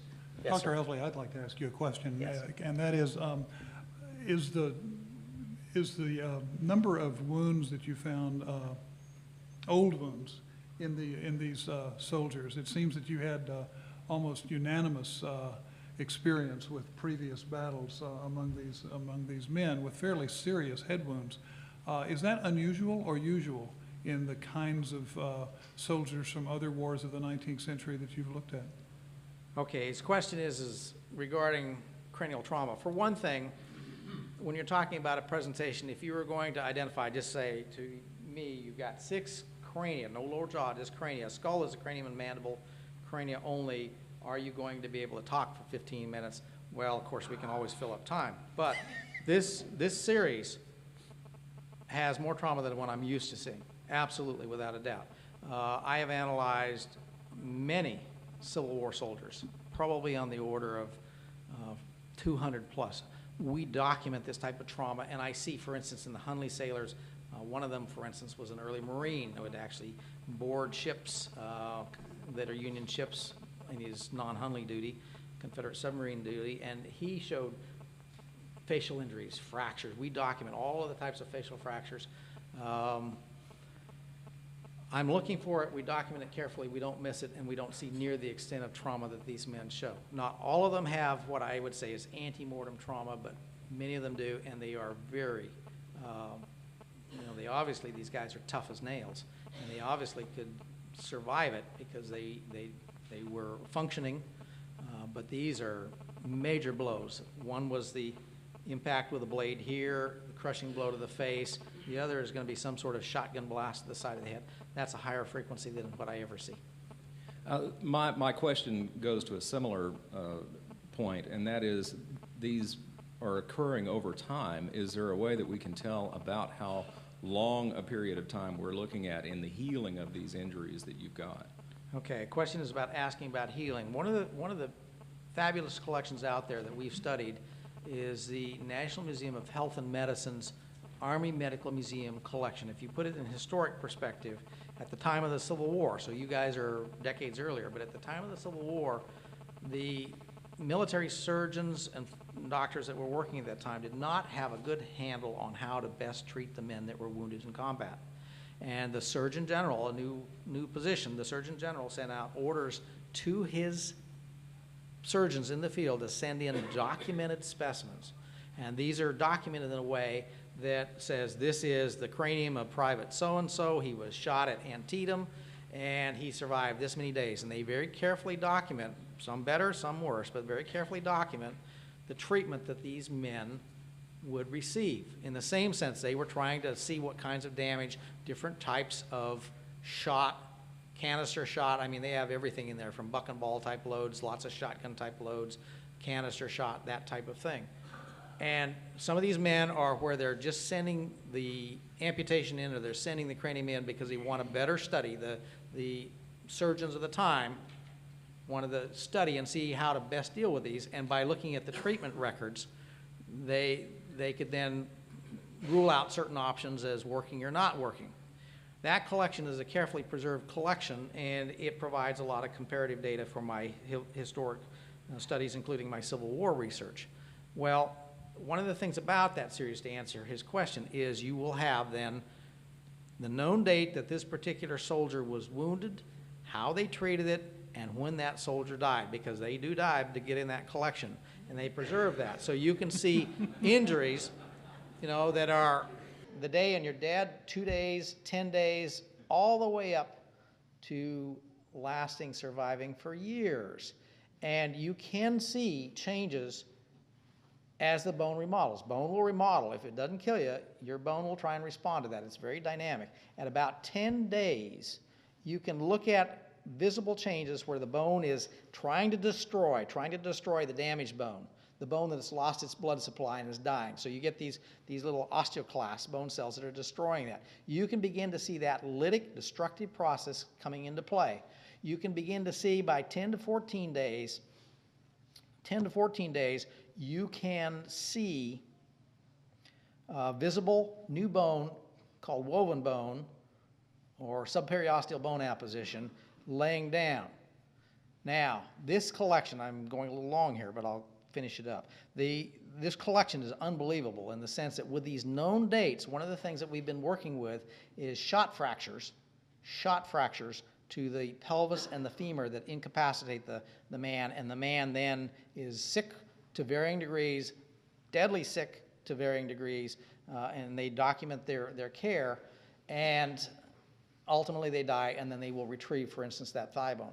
We have been working with the Washington Hospital Center with a grant that allows us to DEXA scan. Now, most of you that are women that are, say, 45 and 50 years, you're going to be DEXA scanned in your life, and it's looking at bone density. We're DEXA scanning these Civil War soldiers as we are with our colonial soldiers, as we are with a modern reference series, and we're looking at bone density over the last 400 years in North America, and it in part has to do with how healthy our bone is in terms of our activity patterns. But that study with the Civil War soldiers, where you know exactly how long that soldier's been on his back, allows us to monitor the loss of bone density as it occurs from inactivity. And it is a study that is in parallel with your modern day soldiers in places like Iraq that sustain similar types of injuries. So these studies of historic and modern go back and forth.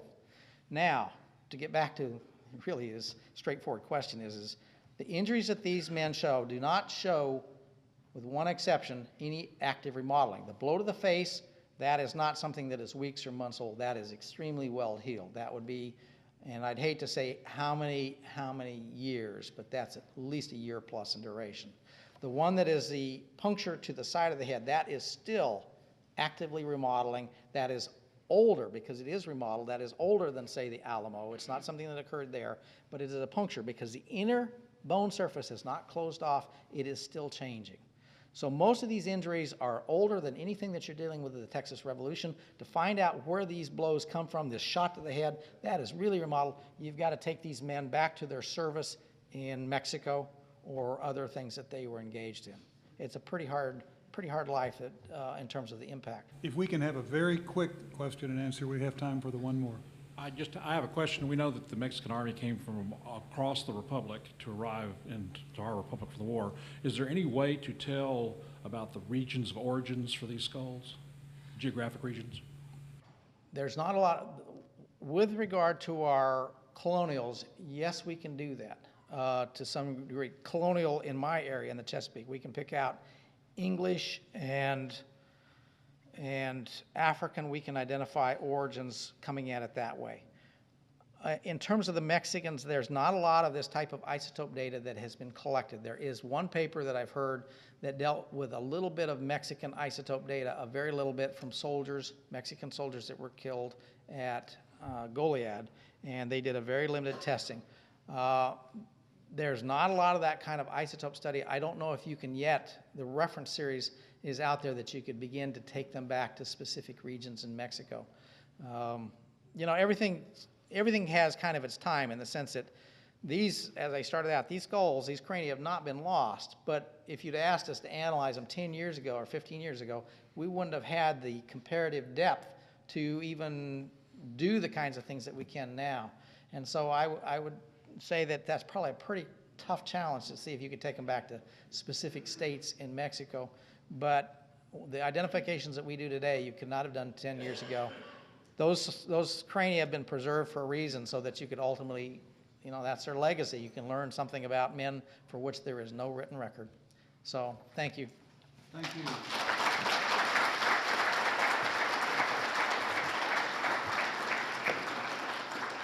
We're running a couple of minutes ahead of time. That's good.